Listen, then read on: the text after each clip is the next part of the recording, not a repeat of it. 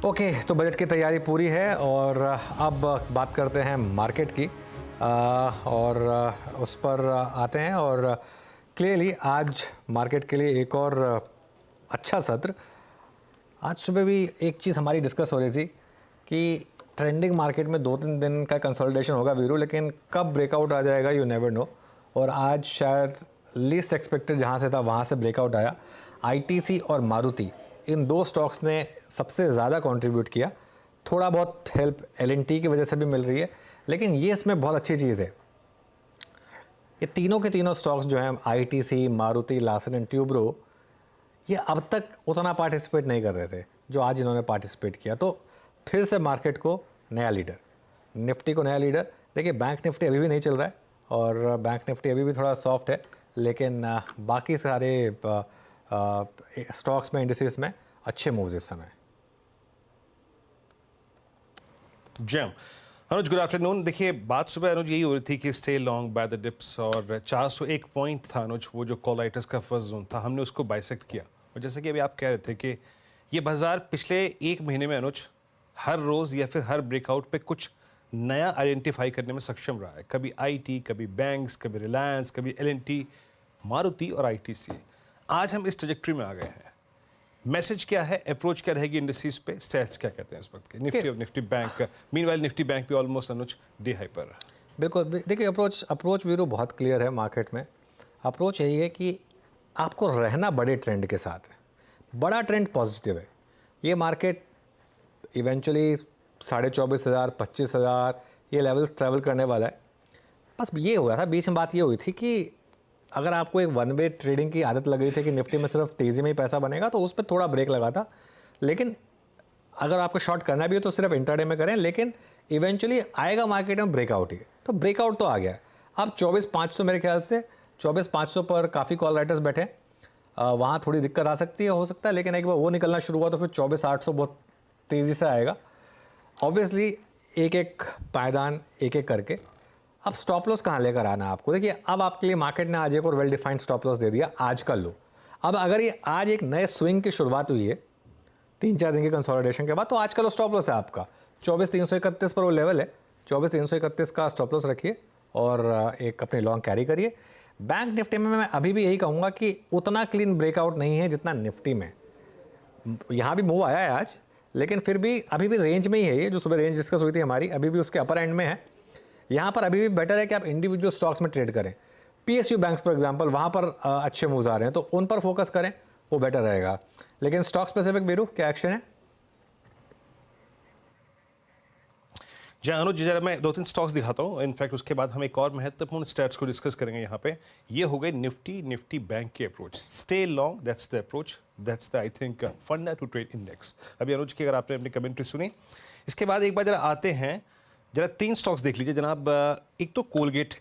Meanwhile मैं एक बार बता दूं आपको, यहाँ पे आईटी काउंटर्स में बड़ा अच्छा मूव आ रहा है इस वक्त, नजर रखिएगा उस पर। कोलगेट स्क्रीन पे लेके आइए, 2.5% ऊपर, ह्यूज ओआई एडिशंस, और क्योंकि इसने जून के सीरीज के सेकेंड हाफ को पार कर दिया। अब देखें एक चीज, ओआई घटना शुरू हुआ है। नजर रखिए ऐसे स्टॉक्स पे जहां पे शॉर्ट कवरिंग हावी हो रही है। कोलगेट 3023 पे मार्क कर रहा हूं यहां पे मैं। ह्यूज मोमेंटम, स्ट्रॉन्ग बार, शॉर्ट कवरिंग। दूसरा है मैक्स फाइनेंशियल सर्विसेज, आपकी स्क्रीन पे आएगा। ये भी 2% ऊपर है, बट एक बहुत क्लियर कट 22 मई के बाद सबसे जो बड़ा सप्लाई जोन था, परसिस्ट करता था 1010 पे, वो पार करता हुआ डे हाई पर आ रहा है और 1.5% ओआई बिल्डअप है यहां पर। एक रखिएगा मैक्स फाइनेंशियल्स पे नजर, और दूसरा है, तीसरा इनफैक्ट, और वो रखूंगा मैं डाबर, आपकी स्क्रीन पे आएगा। डिफेंसिव स्पेस में एफएमसीजी बास्केट में 631, एक और राउंडिंग बॉटम का और एक और फ्लैग का ब्रेकआउट। स्क्रीन पे क्या चीज विजिबल है आपको? इसका पहला स्विंग हाई था, आई थिंक डेट थी 10 जून का, एग्जैक्टली यही 630, उसको पार कर रहा है और उसका पार करना शॉर्ट कवरिंग लेके आ रहा है। 7 लाख शेयर ओपन इंटरेस्ट में कम हुए 631.60 पे। स्ट्रॉन्ग मूव इन 3 स्टॉक्स पे। बात करते करते डे हाई की ट्रैजेक्टरी पे ये थे स्टॉक्स, लेकिन मैं कुछ देर के लिए आई थिंक विषय निफ्टी बैंक, मार्केट की अप्रोच और मार्केट की स्ट्रेंथ कौन स्पॉन्सर कर रहा है उसको लेके बातचीत करते हैं। देखिए जो स्टैट्स आए अनुज, मतलब क्या कहें, हम शायद रोज़ बरोज़ FIs के साथ डिस्कस करते हैं, बट आई थिंक आजकल बाजी मारी हुई है रिटेल इन्वेस्टर्स ने 40,573 करोड़ रुपए का। आई मीन ये म्यूचुअल फंड इनफ्लो, अनुज क्या कह रहा है ये? देखिए वीरू, मार्केट क्यों नहीं गिर रहा है इवेंचुअली? 40,500 करोड़ के करीब का नंबर आया है। पिछले महीने ये नंबर था 34,671 करोड़ का, ठीक है।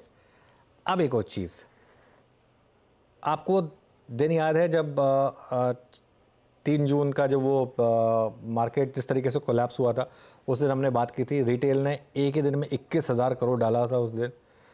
वो डायरेक्ट इन्वेस्टिंग था 21,000 करोड़ का एक ही दिन में, और यहाँ पूरे महीने में म्यूचुअल फंड में 40,000 करोड़ के करीब, 40,000 करोड़ मतलब $500 बिलियन, ठीक है। अच्छा, इसमें एक इंटरेस्टिंग चीज़ है, लेकिन वीरू मैं बार बार क्लियर कर रहा हूँ, इसमें जो एक चीज़ हुई है, फ्लेक्सी कैप में काफ़ी पैसा गया है, मल्टी कैप में काफ़ी पैसा गया है, और न्यू फंड ऑफर में काफ़ी पैसा गया। न्यू फंड ऑफर में 15,000 करोड़ के करीब गया, और सेक्टोरल थीम में काफ़ी पैसा गया। दो चीज़ें, एक तो NFOs नए नए आ रहे हैं, इस महीने भी एक एनर्जी फंड खुला हुआ है, पिछले महीने मैन्युफैक्चरिंग फंड था मेरे ख्याल से, इसमें सबसे ज़्यादा पैसा आया था। इस महीने एक एनर्जी का फंड आया हुआ है, ठीक है। लेकिन यहाँ पे ये मैसेज क्या दे रहा है आपको? ये मैसेज दे रहा है आपको, retail is well and truly king now. जो हमारे व्यूअर्स हैं, ये उनका पैसा है बेसिकली, और वो पैसा इस मार्केट को गिरने नहीं दे रहा है। क्यों मार्केट में इतनी शैलो करेक्शंस आती हैं? मतलब आप सोचिए, इवन उस दिन जब मार्केट गिरा था, क्या नीचे से अगले दिन से रिकवरी शुरू हुई, क्योंकि लोगों को लगा कि यार मुझे 5-6% सस्ता मिल रहा है, ले लो, और उसके बाद से कई लोग मार्केट में एंट्री कर भी नहीं पाए।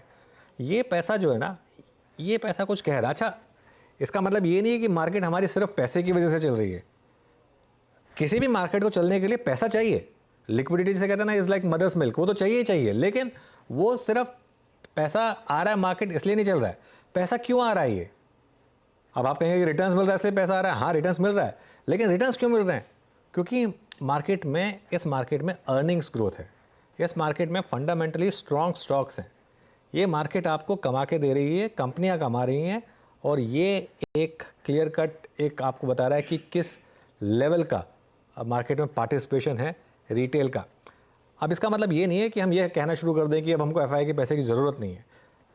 सोने पर सुहागा होगा अगर FI का पैसा भी आ जाए तो, ठीक है, लेकिन हमारी वो जो एक वन वे डिपेंडेंस थी FIs के ऊपर, वो खत्म भले ही ना हुई हो, काफ़ी हद तक कम हुई है। ये अपने आप में एक बड़ा पॉजिटिव है मार्केट के लिए। जी हाँ, और ये बाजार क्यों नहीं गिर रहा है, क्यों पैसा अगर आप देखें तो ये कौन कितना दे रहा है, ये इसका पूरा गणित आपके स्क्रीन पे था। इंस्टीट्यूशनल इन्वेस्टर्स इस बाजार के नए शहंशाह। चलिए एक काम करते हैं, अनुज से भी समझ लेते हैं कि आज इस कार्यक्रम में क्रम क्या रहेगा, और इस आई थिंक इस वक्त के जो ट्रेंडिंग स्टॉक्स हैं वो कौन कौन से हैं। क्रम मैं समझा दूंगा, लेकिन अनुज ट्रेंडिंग स्टॉक्स इस वक्त के। ठीक है, पहले ट्रेंडिंग स्टॉक्स की बात कर लेते हैं वीरू, और सबसे पहले तो मारुति होगा ऑब्वियसली, नंबर 1 मारुति 7% ऊपर, कुछ टाइम पहले तक 9% ऊपर था। फिर ब्रिटानिया, फिर ITC, और फिर महिंद्रा एंड महिंद्रा, ये इंडेक्स के स्टॉक्स। आउटसाइड इंडेक्स भी ऑटो एंसिलरीज का जलवा है, Bosch, Apollo tyres, PI industries सुबह बिग स्टॉक्स में था, और इप्का लैब्स, यहाँ पर अच्छी तेज़ी है। मंदी वाले स्टॉक्स कोई बहुत ज़्यादा नहीं है, एक्चुअली इंडेक्स में तो कुछ है भी नहीं। नॉन इंडेक्स में देख लेते हैं, फिर भी वहाँ 3-4 स्टॉक्स आपको दिख जाएंगे। Chambal fertilizers, RBL bank, LIC housing और GNFC, ये कुछ स्टॉक्स हैं जो इस समय मंदी में है। चलिए वीरू, आप बताइए फिर क्या क्या होगा कार्यक्रम में। बिल्कुल, आज अगर आप देखें इस वक्त हमारे साथ जो फंडामेंटल विशेषज्ञ होंगे इस कार्यक्रम में, उनसे करेंगे बातचीत, और फंडामेंटल्स पर बातचीत करने के लिए आज हमारे साथ इस कार्यक्रम में होंगे मयूरेश जोशी जी। प्रकाश गाबा से टेक्निकल पर्सपेक्टिव में बातचीत करेंगे, टेक्निकली बाजार कैसा लग रहा है इस वक्त, और प्रशांत सावंत, रचना वैद्य, सोनी पटनायक, अमित सेठ, जतिन गेडिया, उससे करेंगे बातचीत।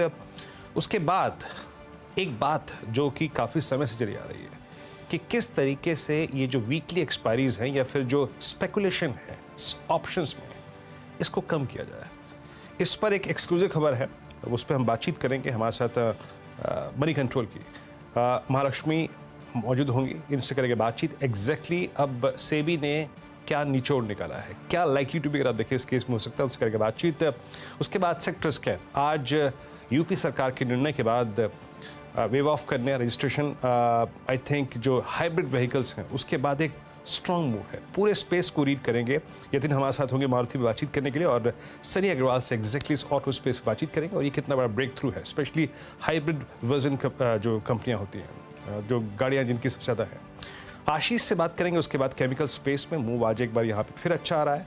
उसके बाद आज हमारे साथ बिग मार्केट वॉइसेस की कड़ी में होंगे Gurmeet Chadda, managing partner CIO complete circle के, और साथ ही साथ लक्ष्मण जी से बात करेंगे बजट पे, और साथ ही साथ जो जेफरीज की जो एक्सपेक्टेशन है बजट से उसको लेकर बातचीत होगी। फिर डीलिंग रूम, BTST ट्रेड्स, एक एक करके हर चीज़ इस कार्यक्रम में आएगी। अनुज बिल्कुल। मीनवाइल एक बार एक स्टॉक लेकर आइए। अच्छा, आज सुबह मुझे एक फीलिंग आ रही थी कि ये शायद सुबह जब रिएक्शन ज़्यादा नेगेटिव नहीं आया, कॉनकॉर, एक बार कॉनकॉर का स्टॉक लेकर आइए। और अब ये स्टॉक डे हाई पर मार्केट में आजकल लोग बैकवर्ड लुकिंग डेटा पर इतना शायद रिएक्ट नहीं कर रहे हैं जितना फॉरवर्ड लुकिंग है मार्केट इस समय। और ये देखिए कॉनकॉर किस तरीके से भागा है टुवर्ड्स द एंड, खास तौर से आज के सत्र में सेकेंड हाफ में क्या मूव आया है इसमें। चलिए, अब हमारा पैनल तैयार है, उनसे पिक्स लेना शुरू करते हैं। गुड आफ्टरनून आप सभी को। गाबा सर, आपका ट्रेड क्या रहेगा? Good afternoon to you. आज का जो स्टॉक है वो है मैक्स फाइनेंशियल, 1014 पर ट्रेड कर रहा है। 1005 का स्टॉप लगाना चाहिए, करीब 9 रुपए का। टारगेट 1030 के नजर आते हैं, फिर 1040 भी पॉसिबल है कल तक। मैक्स फाइनेंशियल अच्छा सेटअप है और बढ़िया ब्रेकआउट मिला है मैक्स फाइनेंशियल।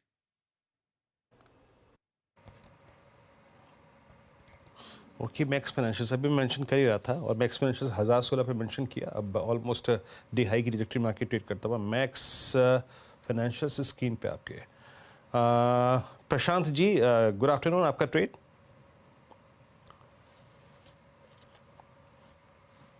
ओके, रचना जी से बात करते हैं। रचना जी, गुड आफ्टरनून, आपका ट्रेड मैम?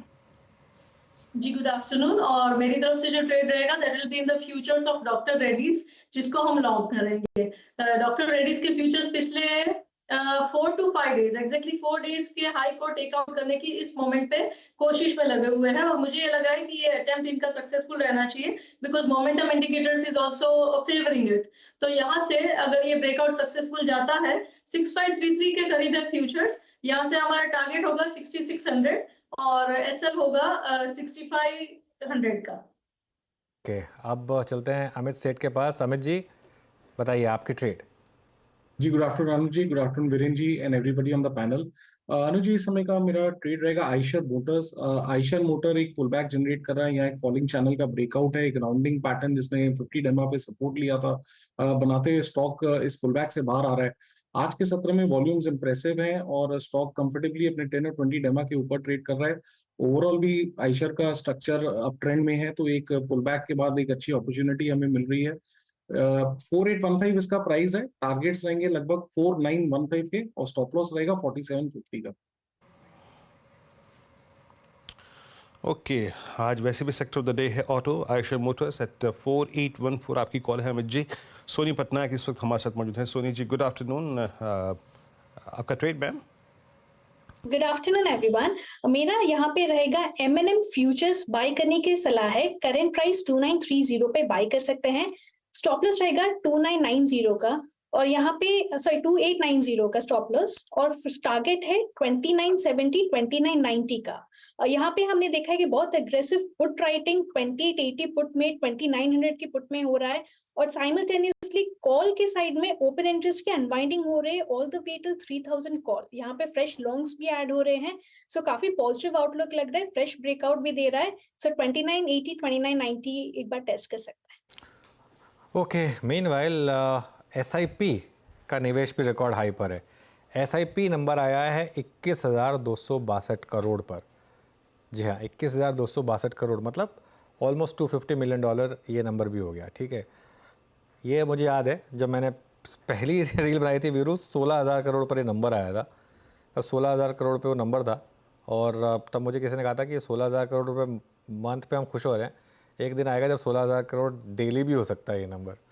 तो खैर, अलग लेवल का पैसा इस समय मार्केट में आ रहा है। SIP 21,000 करोड़ इस समय मार्केट में, और जब इस तरीके का पैसा आएगा तो मार्केट ऑब्वियसली गिरेगा क्यों, वो गिरेगा कैसे, ये भी तो बात है क्लियरली। चलिए बाकी ट्रेड्स लेते हैं, जतिन के पास चलते हैं। जतिन, गुड आफ्टरनून, आपकी ट्रेड। Good afternoon everybody. तो हमारा जो ट्रेड होगा वो दालमिया भारत में होगा। 5 दिनों का एक कंसोलिडेशन के बाद एक फ्रेश ब्रेकआउट हमें देखने मिल रहा है, तो हमें लगता है कि कंसोलिडेशन ब्रेकआउट है, मोमेंटम जारी रहना चाहिए अगले 1 से 2 ट्रेडिंग सेशन के लिए। तो लॉन्ग करने की सलाह रहेगी, स्टॉप लॉस रहेगा 1850 का और टारगेट रहेंगे 1935 के। ओके, डालमिया भारत, ये हो गई आपकी कॉल जतिन जी की। अच्छा, मयूरेश जी के पास जाऊं उससे पहले 2 स्टॉक्स आपकी स्क्रीन पे रखना चाहूँगा। ल्यूपिन डे हाई पर आके ट्रेड करता हुआ, मूव अच्छा है यहाँ पर। ल्यूपिन एक थ्रस्ट जनरेट कर रहा है इस वक्त 1.5% ऊपर।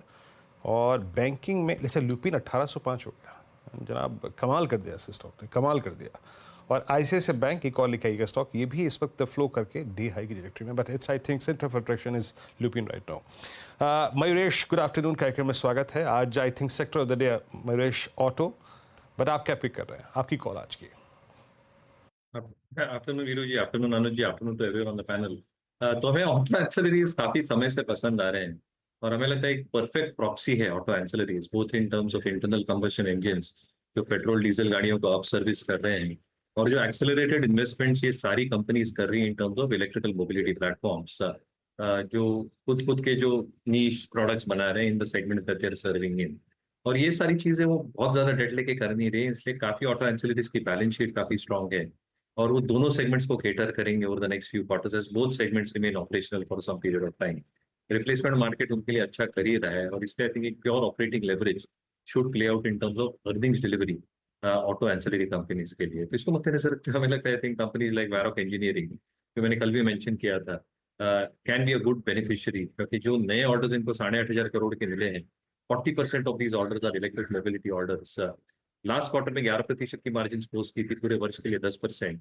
But with electrical mobility being seen as executing mechanism अगले कुछ तिमाहियों के लिए, ये मार्जिन आउट परफॉर्मेंस शायद बरकरार रह सकता है। Gabriel along with Varroc also looks like a very decent bet. हमें लगता है जो SUV मार्केट है और जो एक्सपेंशन कर रहे हैं specifically sunroof outside shock absorbers, जो उनका खुद पोर्टफोलियो रहा है गेब्रियल का, very clean balance sheet. Expectation यही है कि जो दोनों सेगमेंट्स हैं रिप्लेसमेंट मार्केट है, ये सारी चीजें अर्निंग्स को सहारा देगी। तो मुझे लगता है ऑटो एंसिलरीज एक बहुत स्वीट स्पॉट में है, चुनिंदा स्टॉक के स्पेस में जरूर दिखेगा। चलिए, ये समय की कुछ कॉल्स। अब एक काम करते हैं, F&O में शायद थोड़ी सख्ती बढ़ सकती है और हमारे सहयोगी वेबसाइट मनी कंट्रोल के मुताबिक सेबी के एक एक्सपर्ट पैनल ने एक एक्सचेंज की एक ही वीकली एक्सपायरी की बात की। ध्यान रखिएगा, इस समय 6 वीकली एक्सपायरीज हो रही हैं, 4 NSE की तरफ से, Nifty mid cap select, fin Nifty, bank Nifty और निफ्टी, और 2 BSE की तरफ से, बैंकेक्स और सेंसेक्स। और पांचों दिन एटलीस्ट एक एक्सपायरी होती है, मंडे को 2 एक्सपायरीज होती हैं, मंडे को मिड कैप सेलेक्ट और बैंकेक्स की एक्सपायरी होती है। ये हो गई एक बात। दूसरा, कॉन्ट्रैक्ट साइज़ जो इस समय 5 से 10 लाख का है, उसको बढ़ाकर शायद 20 से 30 लाख करने का सुझाव है। इन सब पर बातचीत करने के लिए हमारी वेबसाइट मनी कंट्रोल की सीनियर कंसल्टिंग एडिटर महालक्ष्मी जी हमारे साथ जुड़ गई है। महालक्ष्मी जी, गुड आफ्टरनून।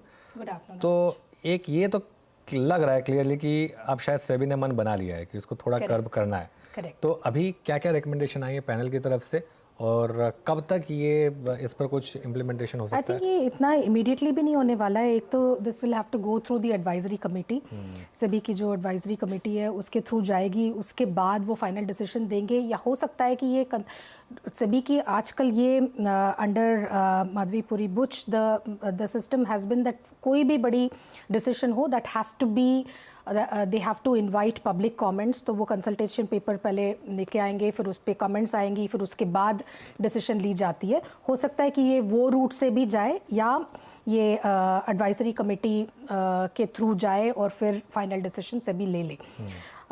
बट मेन चीज़ तो ये है कि इसमें 6-7 सजेशंस हैं, बट मेरे ख्याल से जो सबसे ज़्यादा इम्पॉर्टेंट सजेशन है which will have a huge impact on volume etcetera, वो ये है कि लॉट साइज़ कितनी बढ़ रही है। क्योंकि एक्सचेंज ने आपने देखा होगा कि मतलब वो वैल्यू 5 लाख रखने के लिए हर बार वो Lot size change कर देते हैं ताकि वो अफोर्डेबिलिटी बनी रहे, क्योंकि प्राइसेस इतने बढ़ चुके हैं तो वैल्यू ऑब्वियसली बढ़ता रहता है। तो फिर आप अफोर्डेबिलिटी कॉन्ट्रैक्ट्स की सेम रखना चाहते हो, मतलब 5 लाख जो सेट है तो उसी में चला जा रहा है, तो वो सबसे बड़ी चेंज होगी। और ये ऐसा नहीं है कि ये दुगना हो रहा है, this is nearly 4 to 6 times. मतलब अगर आपको एक कॉन्ट्रैक्ट भी करना है तो मार्जिन फिर 10-15 लाख का आपको एटलीस्ट चाहिए एक कॉन्ट्रैक्ट के लिए। करेक्ट। तो वो तो फिर रिटेल ट्रेडर्स बोलिए तो रिटेल ट्रेडर्स के लिए थोड़ा प्रोहिबिटिव हो जाएगा।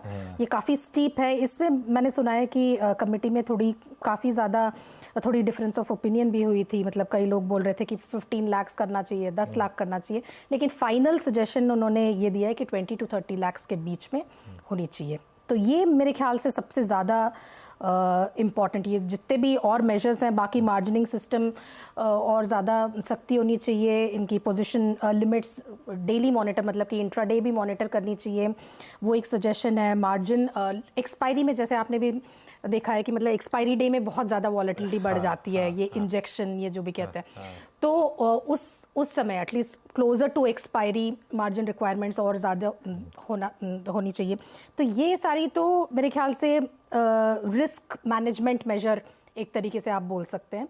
लेकिन जो लॉट साइज की बात है, that is the big move जो रिटेल वॉल्यूम को शायद सप्रेस करेगा।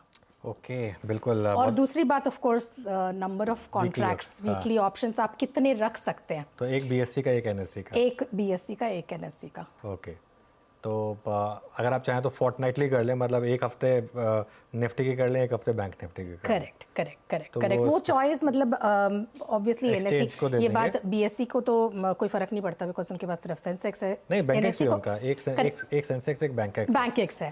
तो उसमें क्लियरली अगर आपको एक चूज करना हो एक वीक में, और वैसे भी मतलब अगर ऑप्शन भी रहेगी तो एक्सचेंज तो वही ऑप्शन चूज करेगी जहाँ पे उनकी वॉल्यूम ज़्यादा है। तो उस हिसाब से मेरे ख्याल से Nifty and Sensex will be the preferred options. बिल्कुल।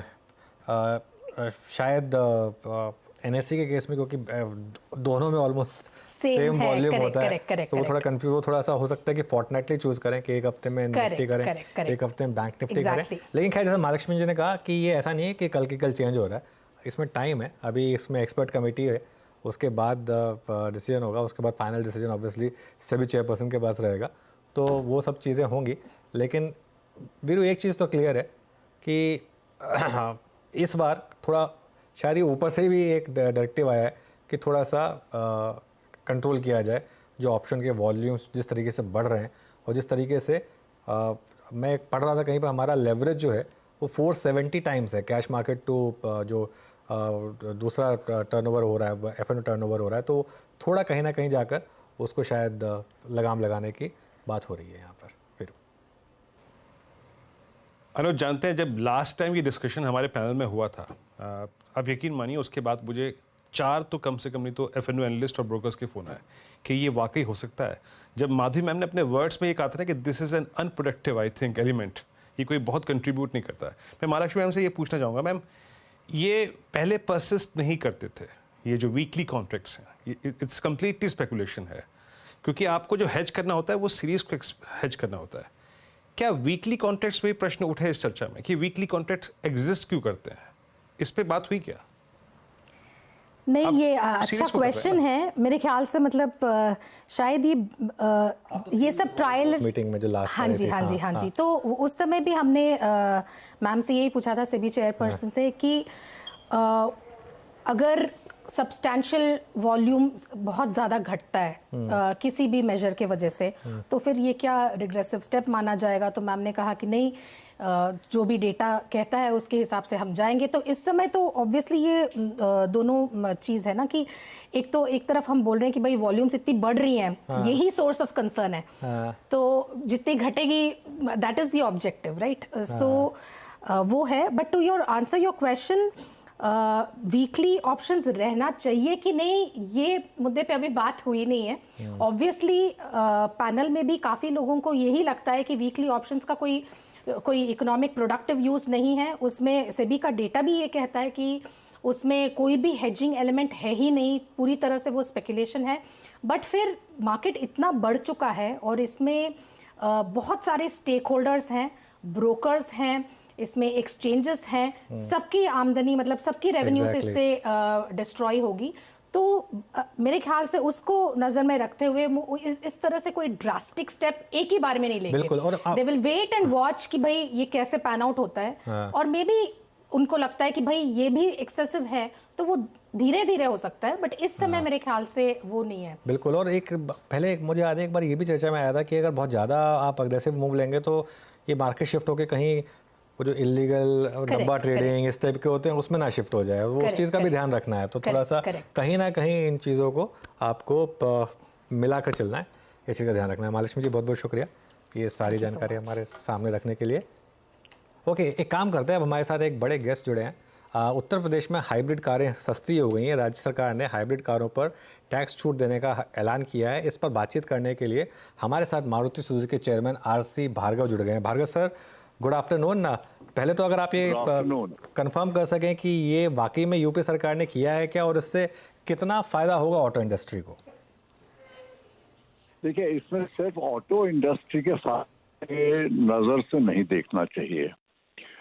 ये बड़ी नज़र रहनी चाहिए कि हमारा जो लक्ष्य है कि हमें जीरो कार्बन पे पहुंचना है, कार्बन न्यूट्रलिटी करनी है, ट्रांसपोर्टेशन सेक्टर को क्लीन करना है, ग्रीन हाउस गैसेस का एमिशन बंद करना है, उस नज़रिए से इसको देखना चाहिए।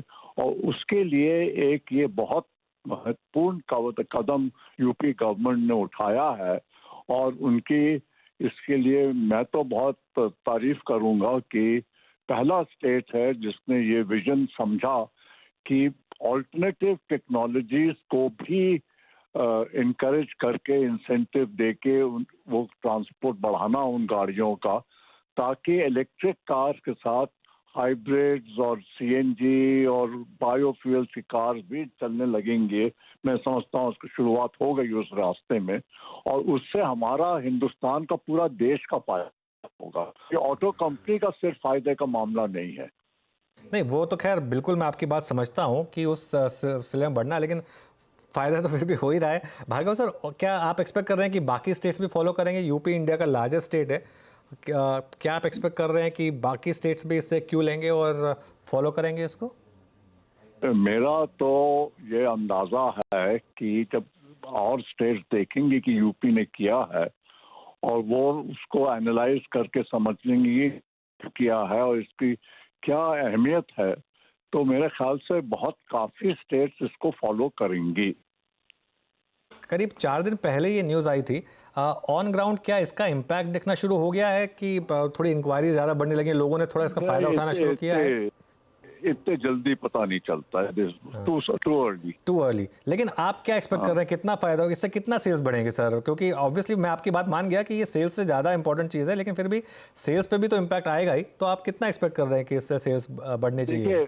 इसका इमीडिएट शॉर्ट टर्म इम्पैक्ट तो बहुत ज़्यादा हो नहीं पाएगा, क्योंकि हाइब्रिड कार्स का प्रोडक्शन बढ़ाना पड़ेगा, और सिर्फ यूपी में कितनी गाड़ी बढ़ जाएंगी। बट इसको एज आई सेड, इसको देखना चाहिए कि इसकी ब्रॉडर पॉलिसी का और आगे चलने का क्या इम्पैक्ट है। और इससे मैं समझता हूँ कि हाइब्रिड सेल्स और बाकी ऑल्टरनेटिव टेक्नोलॉजीज पे भी अब ध्यान जाएगा, उनका सेल बढ़ेगा, और दाम कम होने से, गाड़ियाँ का क्लीन होने से मेरे ख्याल से टोटल इंडस्ट्री में इम्प्रूवमेंट आएगा, but it take time.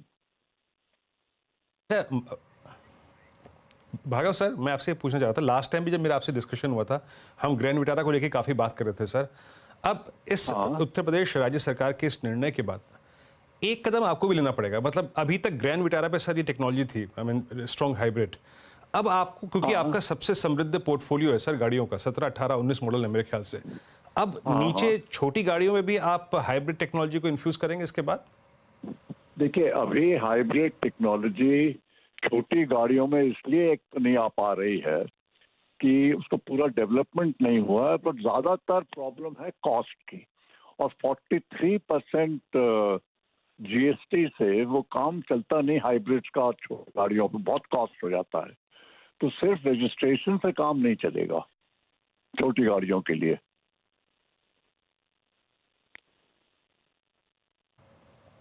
Okay, छोटी गाड़ियों के लिए इससे काम नहीं चलेगा। अच्छा सर, ये बताइए कि स्पेशली आपका जो इस वक्त सबसे आई थिंक जो अहम प्रोडक्ट है ग्रैंड विटारा, उसकी सेल्स पे क्या इम्पैक्ट पड़ेगा आपके मुताबिक? मतलब आपको लगता है कि I mean UP major state है सर, इसके सेल्स पे क्या इम्पैक्ट पड़ेगा? क्योंकि सबसे बड़ा पोर्टफोलियो आपके प्रोडक्ट का ये इन्वेक्टो और ग्रैंड विटारा यही है। क्या इस साल कितने नंबर बढ़ पाएंगे यूपी में, इसका तो अंदाजा आपको दे नहीं पाऊंगा, बट मैं समझता हूँ लॉन्ग टर्म अगर 2-3 साल की बात देखेंगे तो इसका गाड़ी जैसे ग्रैंड विटारा है या कोई और नई मॉडल आएगी हाइब्रिड की, उनका सेल जो आजकल है मेरे ख्याल से उसके मुताबिक में 50% तक बढ़ सकता है। बिल्कुल भार्गव साहब, ये बात ये बिल्कुल सही है। मतलब आपसे खैर हम ये ज़्यादा पूछेंगे भी नहीं कि थोड़ी बिग टॉपिक्स पर ही बात करेंगे। आपके हिसाब से अब इंडिया में जो गाड़ियों की मार्केट है वो किस तरफ जाएगी? क्या ज़्यादा हाइब्रिड की तरफ अब वो कन्वर्ट होगी एक तरीके से? देखिए, हर एक गाड़ी, हिंदुस्तान की मार्केट बहुत बड़ी है। बिल्कुल। और हम इस वक्त मारुति 20 लाख गाड़ी बेचती है इस साल, और पूरे कंट्री में करीब 40 लाख गाड़ी का सेल है। तो इतनी वॉल्यूम में इलेक्ट्रिक कार्स, हाइब्रिड, सीएनजी, सबके लिए अनलिमिटेड स्कोप ऑफ ग्रोथ है। बिकॉज जैसे मैंने आपसे कहा कि हमको जो प्योर पेट्रोल और डीजल कार्स हैं उनको हटाना है, उनकी जगह ये ऑल्टरनेटिव टेक्नोलॉजीज आनी चाहिए। अब कौन टेक्नोलॉजी कितनी कर पाएगी, कितना बढ़ पाएगी, विल डिपेंड कि उसका परफॉर्मेंस क्या होता है, उसकी प्राइस क्या होती है और कस्टमर उसको कितना एक्सेप्ट करता है। मगर सारी टेक्नोलॉजीज को आकर और प्योर पेट्रोल और डीजल कार्स को हटाना है, असली ऑब्जेक्टिव तो ये है। अच्छा सर, सिंस आपसे बात हो रही है, एक मौका मिला है आपसे सवाल पूछने का। बस अब 10 दिन में यूनियन बजट आ रहा है, आपके हिसाब से क्या ऑटो सेक्टर के लिए कुछ बजट में आना चाहिए क्या? ये ऑटो सेक्टर का बजट में तो आ नहीं सकता, क्योंकि जो चीज जैसे जीएसटी का मामला है, जीएसटी के रैशनलाइजेशन की बातचीत चल रही है, बट वो बजट में तो नहीं आती ना। बिल्कुल नहीं, वो मैं समझ गया। मैं सोचा कि कहीं अगर आप कोई एक्सपेक्टेशन रख रहे हो, लेकिन खैर भार्गव सर, एक बात माननी पड़ेगी आपकी, जो आपने हमें टाइम दिया उसके लिए बहुत बहुत शुक्रिया। और जैसा आपने कहा कि होप यही करेंगे कि बाकी स्टेट्स भी शायद यूपी से क्यों लें और इस चीज़ को इम्प्लीमेंट करें। आज हमारे साथ जुड़ने के लिए और हमें टाइम देने के लिए बहुत बहुत धन्यवाद। Thank you very much. चलिए, ये बात हो गई मारुति से, और इसी टॉपिक पर यतिन भी स्टूडियो में बैठे हुए हैं, उनसे पूछ लेते हैं। यतिन, ये सबसे पहले आपने ये न्यूज़ फॉरवर्ड की थी, क्या मान रहे हैं एनालिस्ट, कितना फ़ायदा होगा इससे बेसिकली? तो देखिए, ये काफ़ी इंपॉर्टेंट स्टेप है, क्योंकि अगर हम देखें तो मारुति का ऑल हाइब्रिड पोर्टफोलियो है। कोई भी टाइप की इलेक्ट्रिक व्हीकल इनके पोर्टफोलियो में अभी तक नहीं है। और कहीं ना कहीं ये जो यूपी सरकार ने अनाउंस किया है कि कोई भी टाइप का रजिस्ट्रेशन चार्ज नहीं लिया जाएगा हाइब्रिड कार्स पे, तो लगभग 3.5 लाख शेयर, 3.5 लाख रुपए एट बेस्ट एक गाड़ी पे आप बचा सकते हैं। डिपेंडिंग ऑन मॉडल आपके 1 लाख से 3.5 लाख बचेंगे। ऑब्वियसली इससे होता क्या है, जो कॉस्ट ऑफ एक्विजिशन है या कॉस्ट ऑफ जो कार है वो काफ़ी हद तक कम हो जाएगी। और अगर हम हाइब्रिड कार की स्पेसिफिकली बातें करें तो ये अभी जो नॉर्मल कार्स हैं पेट्रोल डीजल की, इनसे 2-5 लाख रुपए महंगी है। तो कहीं ना कहीं ये हाइब्रिड कार्स को एक लेवल प्लेइंग फील्ड मिलेगी। दूसरी बात कि अगर हम दूसरे राज्य सरकारों की बात करें, क्योंकि यूपी एक सेंट्रल गवर्नमेंट यानी बीजेपी रूल स्टेट है, तो कहीं ना कहीं दूसरे जो स्टेट्स हैं आस पड़ोस वाले, वो भी चाहेंगे कि कहीं ना कहीं इस मॉडल को उनके भी शहर में लाया जाए, ताकि पोल्यूशन भी कम हो और हाइब्रिड कार्स को एक पर्टिकुलर लेवल प्लेइंग फील्ड मिले। डिमांड पे क्लियरली एक इम्पैक्ट होगा पॉजिटिव साइड पे, क्योंकि मारुति के पास काफ़ी सारी गाड़ियां हैं अपने पोर्टफोलियो में, खास करके जो इनकी जो अर्टिगा है, यहाँ भी आप देख रहे हैं हाई राइडर जो टोयोटा करती है मारुति के साथ को मैन्युफैक्चर, यहाँ भी आप देखेंगे कि एक हाइब्रिड वर्जन अवेलेबल है। ग्रैंड विटारा, इन्विक्टो, सारे के सारे मॉडल्स जो हैं ये हाइब्रिड अवेलेबल हैं बाजार में। तो कहीं ना कहीं इसको एक पर्टिकुलर बूस्टर मिलेगा और इलेक्ट्रिक व्हीकल्स के सामने भी कहीं ना कहीं एक कॉम्पिटिटिवनेस के हिसाब से मारुति को एक एडवांटेज मिलता हुआ नजर पड़ेगा। बिल्कुल यतिन, बहुत बहुत शुक्रिया। तो ये इस समय मारुति क्लियरली आज का स्टॉक ऑफ द डे, और इसी पर चर्चा करते हैं। एक्चुअली SBI सिक्योरिटीज़ के सनी अग्रवाल भी जुड़ गए हैं। सनी जी, गुड आफ्टरनून। आपने कैसे एनालाइज किया इस न्यूज़ को, और क्या ये इतना बड़ा पॉजिटिव है कि एक ही दिन में स्टॉक 8% ऊपर हो जाए? गुड आफ्टरनून अनुज जी। हम लोग इसका डेटा देख रहे थे। मंथली जो वॉल्यूम होता है ग्रैंड विटारा का, तकरीबन 8 से 10 हजार वॉल्यूम जो है। मारुति का जो 1.5 लाख यूनिट का जो वॉल्यूम होता है मंथली, उसमें से ग्रैंड विटारा कंट्रीब्यूट करती है 8 से 10 हजार यूनिट। और जो इन्विक्टो है क्लोज टू 900 to 1000 यूनिट। तो 7 से 8% का जो वॉल्यूम है on a monthly basis hybrid vehicle से आ रहा है, जहाँ सबसे बड़ा बेनिफिट आते हुए दिखेगा यूपी गवर्नमेंट की जो नई पॉलिसी आई है उसके चलते। और अगर कॉस्ट ऑफ ओनरशिप की जिस तरह से यतीन बात कर रहे थे, डेफिनेटली एक एवरेज अगर 2 लाख रुपए का मैं कट लेता हूं, तो जो IC इंजन की जो प्रीडोमिनेंट ये सेगमेंट में सबसे डोमिनेंट कार है क्रेटा hyundai की, उसके टक्कर में हाइब्रिड कार आ जाएगी। और अगर मैं कॉस्ट इसकी जो ऑपरेटिंग कॉस्ट है, फ्यूल इकोनॉमी जो है नॉर्मल IC इंजन के सामने 50% ज्यादा रहती है हाइब्रिड व्हीकल की। तो जो 16-17 किलोमीटर जो चलती है पर लीटर IC इंजन, वो चलती है हाइब्रिड में तकरीबन 24 से 25 किलोमीटर। तो मुझे लगता है कि काफी अट्रैक्टिव प्रपोजिशन रहेगा फ्रॉम कॉस्ट ऑफ ओनरशिप और रनिंग के हिसाब से। एंड आई एम श्योर कि जिस तरह से यूपी में ये पॉलिसी इंप्लीमेंट की गई है, आसपास के राज्यों को भी इसका बेनिफिट इनडायरेक्टली होते हुए दिखेगा। मुझे लगता है कि हालांकि शॉर्ट टर्म में शायद इतना स्ट्रॉन्ग अप ना दिखे वॉल्यूम ग्रोथ में, बट अगर मैं 6 से 12 महीने का व्यू लेता हूं, तो मुझे लगता है कि ये जो पूरा जो सेगमेंट है हाइब्रिड व्हीकल का, इसमें एक स्ट्रॉन्ग अपटिक वॉल्यूम ग्रोथ में आ सकता है। तो हालांकि आज के स्टॉक प्राइस की बात करूं, तो आज का स्टॉक प्राइस का जो मूवमेंट है वो बहुत फास्ट एक्सपेक्ट कर रहा है कि वॉल्यूम ग्रोथ बहुत ज्यादा हो जाएगी। हमें एक चीज ध्यान रखना होगा कि from a fund manager perspective, passenger vehicle में फंड मैनेजर को और एक ऑप्शन आगे जाके मिल जाएगा, वो है Hyundai का, जिसका IPO हम बहुत जल्द आते हुए देखेंगे। और जब हम रिलेटिवली आज कंपेयर कर रहे थे कि मारुति और Hyundai के जो ऑपरेटिंग मेट्रिक्स है, फाइनेंशियल मेट्रिक है, ऑन रिलेटिव बेसिस Hyundai के नंबर थोड़े ज्यादा बेहतर लगते हैं मारुति से। आप एवरेज सेलिंग प्राइस ले लीजिए, पोर्टफोलियो मिक्स ले लीजिए, ROE ROC ले लीजिए, तो मुझे लगता है कि कहीं ना कहीं थोड़ा सा फंड का डिवीजन भी होगा amongst Maruti and Hyundai once that company get listed. तो व्यू कंस्ट्रक्टिव है मारुति का ये न्यूज को लेकर के, बट इसका जो इम्पैक्ट है थोड़ा सा समय लगेगा इसका आने में। लेकिन सनी, आपको लगता है कि जो आज यूपी सरकार का ये निर्णय है, इसका पूरा का पूरा इम्पैक्ट मारुति पे ही पड़ेगा? क्योंकि बाकी ऑटो कंपनियों ने हाइब्रिड पर उतना काम नहीं किया, और आई थिंक टोयोटा और मारुति इन्हीं के जो हाइब्रिड पोर्टफोलियो सबसे स्ट्रांग है। इनफैक्ट दोनों गाड़ी एक दूसरे की रेप्लिका है, इन्वेक्टो और आई थिंक टोयोटा की भी, मारुति की भी और टोयोटा की भी। Yes definitely, I think Toyota की जो हाई राइडर है उसी की कॉपी है ग्रैंड विटारा। और अल्टीमेटली हाइब्रिड में राइट फ्रॉम स्टार्ट टोयोटा की मास्टरी रही है। अपार्ट फ्रॉम दैट होंडा की जो सिटी है वहाँ एक काइंड ऑफ हाइब्रिड व्हीकल आती है, हालांकि वो कंपनी लिस्टेड नहीं है। तो मुझे लगता है कि, और Hyundai की अगर बात करें तो मुझे लगता है कि इनकी जो पहली हाइब्रिड कार है 2026 में आने वाली है। तो जो सेकंड लार्जेस्ट प्लेयर है उसके वहां से कोई कंपटीशन है नहीं।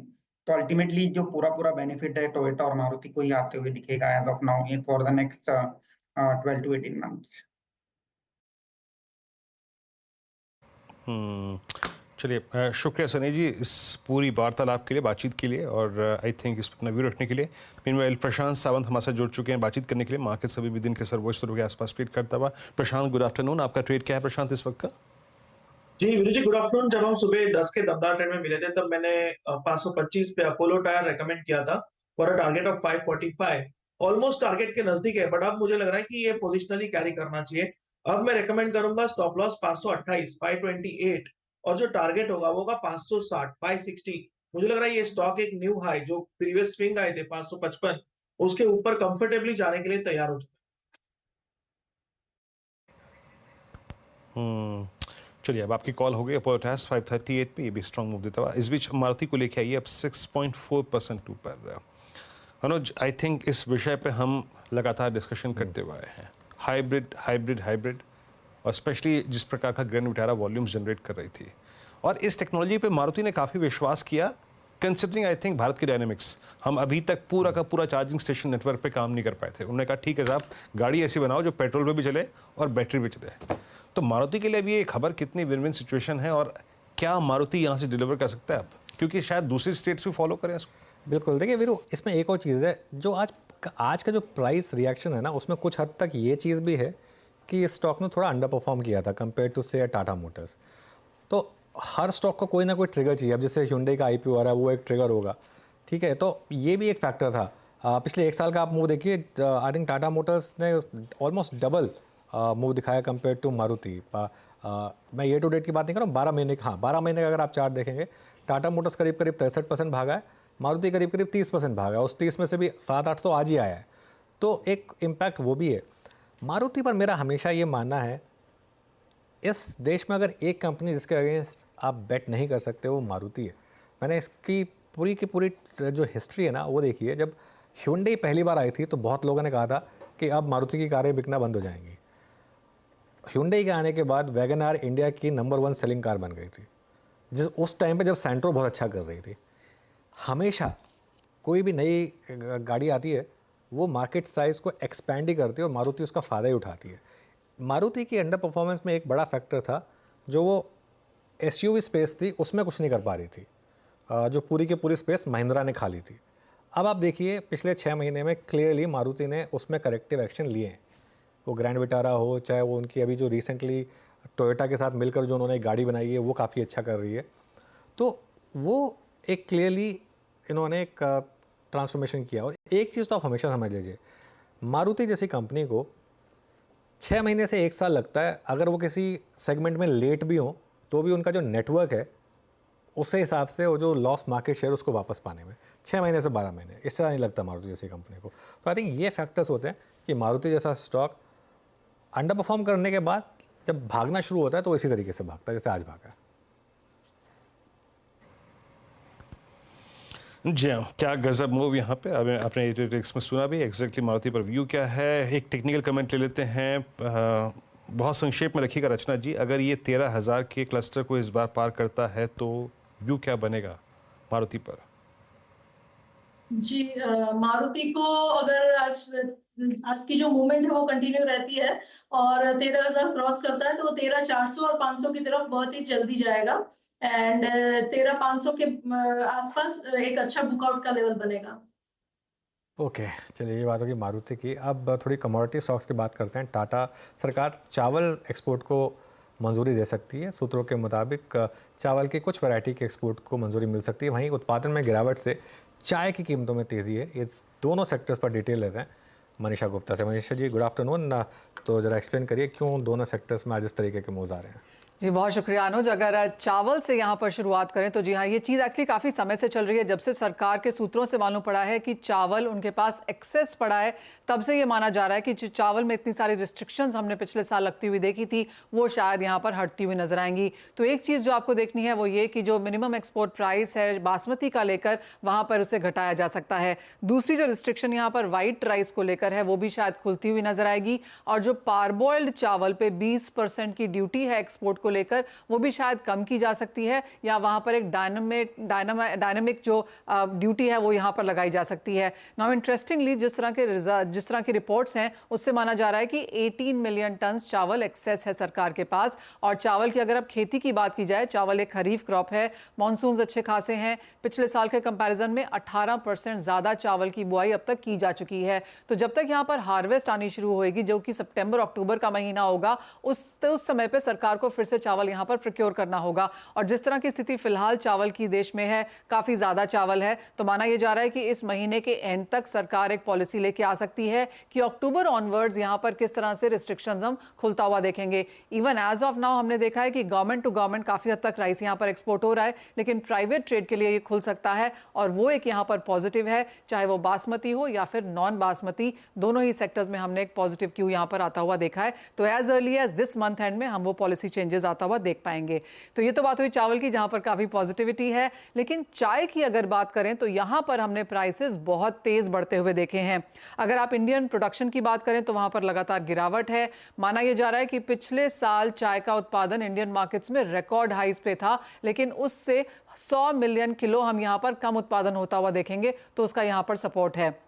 जिस तरह से हमने टी बोर्ड ऑफ इंडिया की रिपोर्ट आते हुए देखी है, वो लोग कह रहे हैं कि एज ऑफ नाउ चाय के प्राइसेस पिछले साल के मुकाबले 20% ज़्यादा हैं, और जब तक ये साल खत्म होगा हम 16 to 20% on the higher side ही रहते हुए नजर आएंगे। तो प्रोडक्शन कम है, प्राइसेस में इजाफा देखने को मिला है, डोमेस्टिक डिमांड अच्छी है, और जहाँ तक एक्सपोर्ट की बात है यहाँ पर भी हमने 37% का इजाफा देखा है इस साल के पहले 4 महीनों में, तो वहाँ से भी सपोर्ट बनता हुआ नजर आ रहा है। अगर आप इंडियन प्रोडक्शन की बात करें तो मई के महीने तक जिस तरह के आंकड़े आए हैं 30% कम यहाँ पर प्रोडक्शन है। तो जो भी आप यहाँ पर नंबर्स देखें काफ़ी सारे पॉजिटिव हैं, और चाय के प्राइसेस आज या कल ही नहीं बल्कि माना यह जा रहा है कि इस साल के अंत तक भी यहाँ पर काफ़ी पॉजिटिव रह सकते हैं। बिल्कुल, बहुत बहुत शुक्रिया मनीषा, तो ये पूरी की पूरी इन्फॉर्मेशन शेयर करने के लिए। तो कमोडिटी स्टॉक्स चाय और चावल दोनों में आज ज़ोरदार तेज़ी। मयूरेश, आपके रेडार पर है कोई स्टॉक?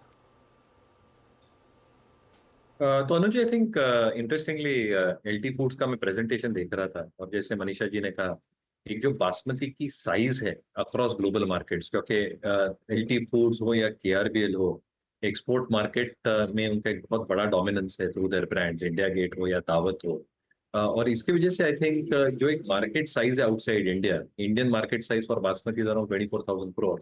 यूएई में यही साइज अराउंड 30,000 करोड़ है, यूएस में 6,000 करोड़ और यूरोपियन मार्केट में 6,000 करोड़।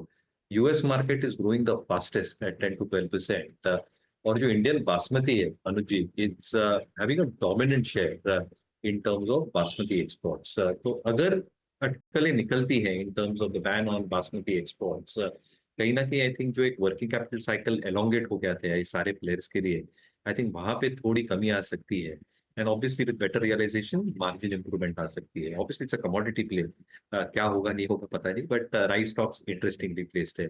सिमिलरली टी की जैसे बात कर रहे थे, I think international tea prices को भी देखना बहुत लाजमी है, और इंटरनेशनल कॉम्पिटिटर्स इंडिया के कीनिया और श्रीलंका है। सो श्रीलंकन ब्लैक टी और Kenyan black tea is something that dominates global exports, but वहां पे जो मैं रिपोर्ट पढ़ रहा था almost a couple of weeks back, शायद प्रोडक्शन के नंबर्स वहां भी ठीक ठाक ही आ रहे हैं, which means even the global production numbers might be a little bit on the lower side, which gives incentives for our tea makers. अगर excess production होता भी है, जो नहीं होगा, जो मनीषा जी की रिपोर्ट में है, pricing will improve, which gives them that commodity pricing advantage, local players को, even if they don't export because of the international prices as well. बिल्कुल, मीनवाइल कोजेंसी से न्यूज़ आ रही है कि एक्साइड और अमरा राजा ने बैटरीज के दाम 3% तक बढ़ाए हैं।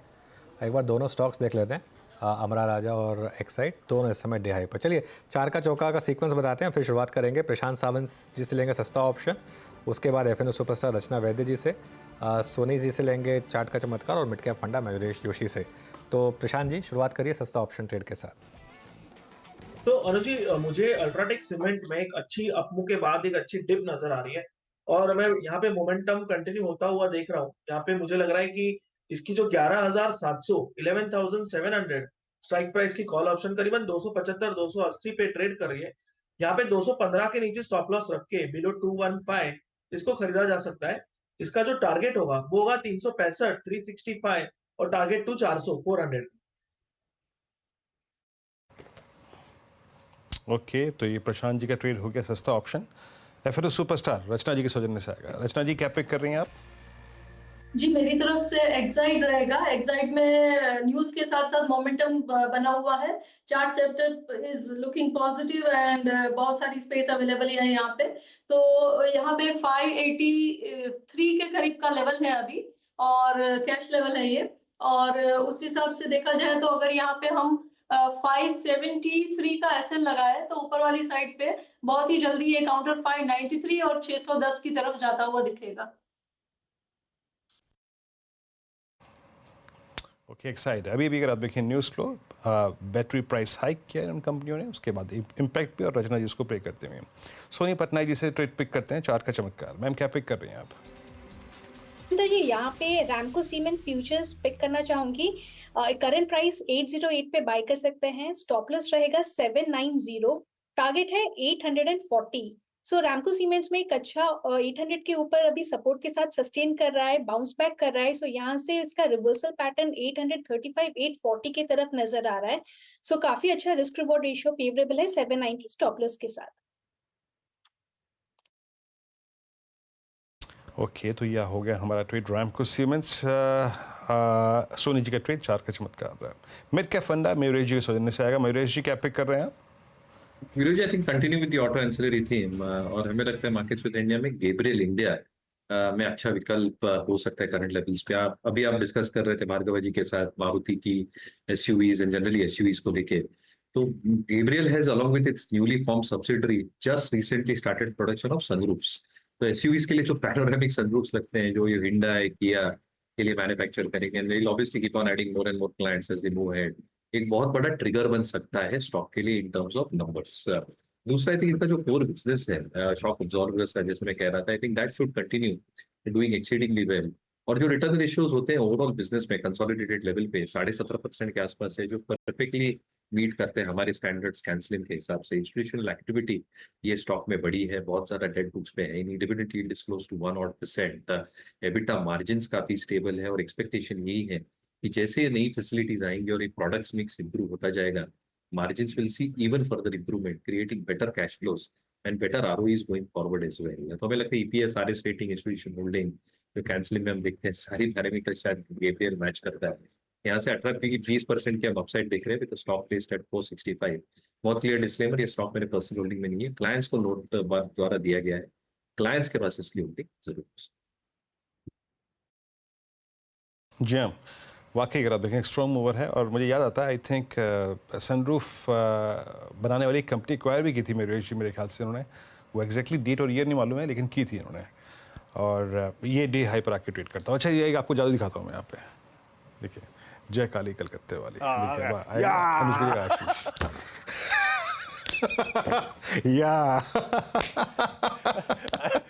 जादू सीख गया मैं। निफ्टी बैंक से निकल के अपनी जो ये जादू में मजा नहीं आया। अनुज का आपने आशीष बनाया, अनुज का आप हर्षदा बनाते तो मजा ही अलग था। नहीं, अभी जेंडर चेंज वाला जादू भी सीखा मैंने, वो भी सीखूंगा। अच्छा, जेंडर चेंज वाला। अरे यार, तो मैं ही फंस गया। वो अभी बाद में, ठीक है। ठीक है। ये आपने कहा ना, मुझे याद नहीं आ रहा है, वो गैब्रियल का सनरूफ वाला कंपनी एक्वायर करी, जब से मैंने एक्साइड के दाम बड़े देखे, मुझे भी याद नहीं आ रहा मैंने गाड़ी की बैटरी कब चेंज करी थी, कहीं वो ड्यू ना हो, फालतू मामला फंस जाएगा। अच्छा, पता है आशीष, मैं लोग कहते हैं कि हाइब्रिड लो, मेरे को मतलब रिप्लेसमेंट कॉस्ट का इतना डर लगता है। आज की तारीख में जब हमारी गाड़ी एक दिन मतलब स्टार्ट नहीं होती है, जब ये दिमाग में आता है कि भाई बैटरी चेंज करनी पड़ेगी 7-8 हज़ार रुपये की, तब इतना डर लगता है।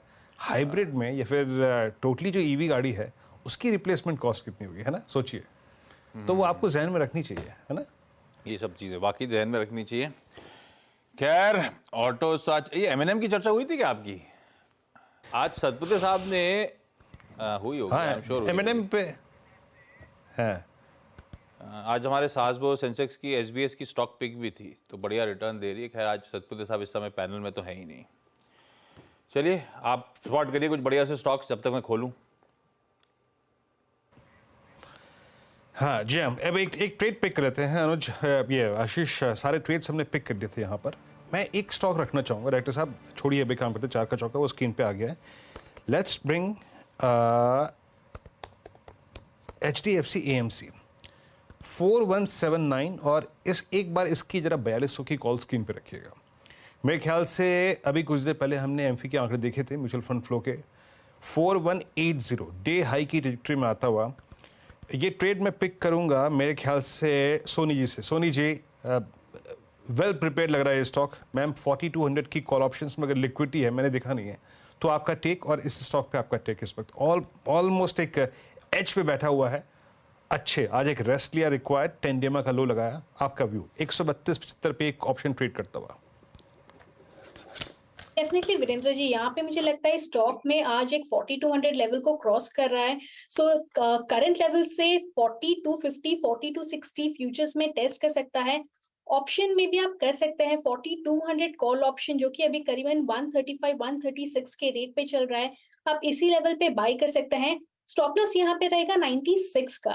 टारगेट है 210 225 का यहाँ पे टारगेट बैठेगा।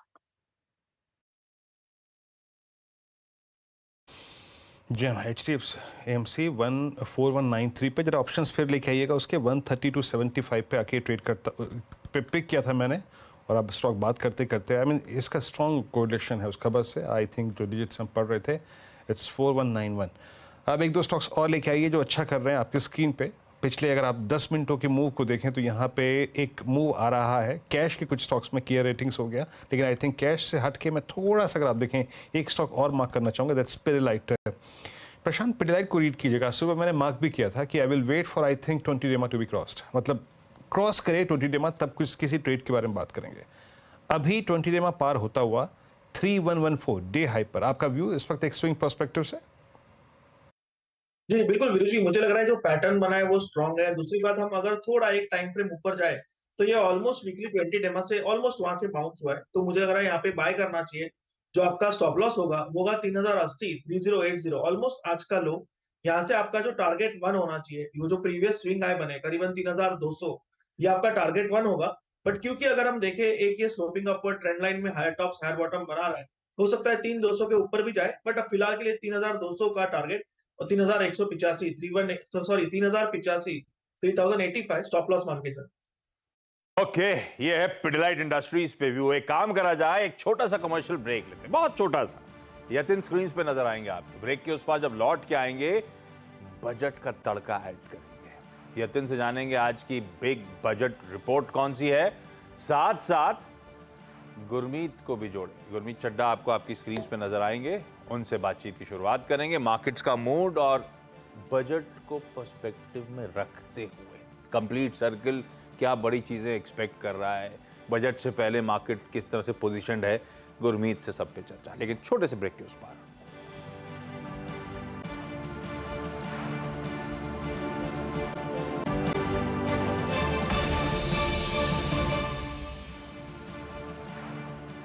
चलिए भाई, ब्रेक के बाद आप सबका स्वागत है। बढ़िया है, 1/3% से ज्यादा की मजबूती, 24,400 के कंफर्टेबली ऊपर। निफ्टी आज मंगलवार के दिन कामकाज करता हुआ नए रिकॉर्ड उच्चतम स्तरों पे इस समय हम खड़े हुए और बड़े इवेंट्स लाइंड अप हैं। रिजल्ट सीजन का आगाज हो जाएगा परसों, जब कहने के लिए दिग्गज आईटी कंपनी टीसीएस अपने तिमाही रिजल्ट्स अनाउंस करेगी। वैसे रिजल्ट्स कल भी हैं, आज भी हैं, पर छोटी कंपनियों के अपन ऑफिशियली कहते हैं जब बड़ी का आता है उसके साथ शुरुआत होती है। और दूसरी तरफ उससे ज्यादा इंपॉर्टेंट खड़ा है बजट 2024-25। 9 कारोबारी सत्र दूर, क्योंकि एक दिन छुट्टी है। 9th ट्रेडिंग सेशन जब होगा यहां से, उस दिन madam Sitharaman budget speech present कर रही होंगी, बजट डॉक्यूमेंट्स रखेंगी टेबल पे।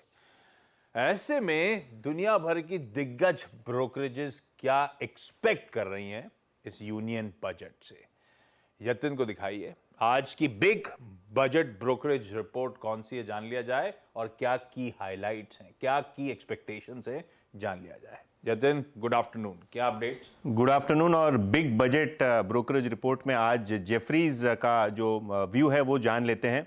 ऑब्वियसली क्योंकि 3 बड़े राज्यों के जो चुनाव हैं बहुत नज़दीक हैं, महाराष्ट्र, यूपी और झारखंड। कहीं ना कहीं बाजार को लगता है कि पॉपुलिस्ट बजट हो सकता है। जेफरीज को लगता है अगर पॉपुलिस्ट बजट आया तो शायद बाजार को एक करेक्शन का मौका आता हुआ नज़र पड़ेगा, थोड़ा बहुत प्रॉफिट टेकिंग हो सकता है। लेकिन अगर हम बाजार की बात करें या मैथ्स की बात करें तो एक रियलिस्टिक अप्रोच ये है, क्योंकि आरबीआई से एक बड़ा डिविडेंड आया है गवर्नमेंट को, और डायरेक्ट टैक्स कलेक्शंस और जीएसटी कलेक्शंस काफ़ी शानदार रहे हैं। कहीं ना कहीं इसके कारण बाजार ये मान के चल रहा है कि 0.5% फिस्कल डेफिसिट का लीवे जो है वो भारत सरकार के पास अभी मौजूद है। तो वो 0.5% फिस्कल डेफिसिट के साथ वो अप एंड डाउन कर सकते हैं, क्योंकि उतना वो कुशन है, और वो कुशन के अंदर काफ़ी सारे वेलफेयर स्कीम सरकार इंप्लीमेंट कर सकती है, ऐसा जेफरीज का मानना है। जहाँ तक कि एक्सपेक्टेशन का सवाल है, टैक्स कलेक्शंस काफ़ी रोबस्ट हैं, तो कहीं ना कहीं मिडिल क्लास को राहत देने के लिए FM साहिबा जो है कट कर सकते हैं इनकम टैक्स रेट्स या स्लैब्स को रिवाइज कर सकते हैं।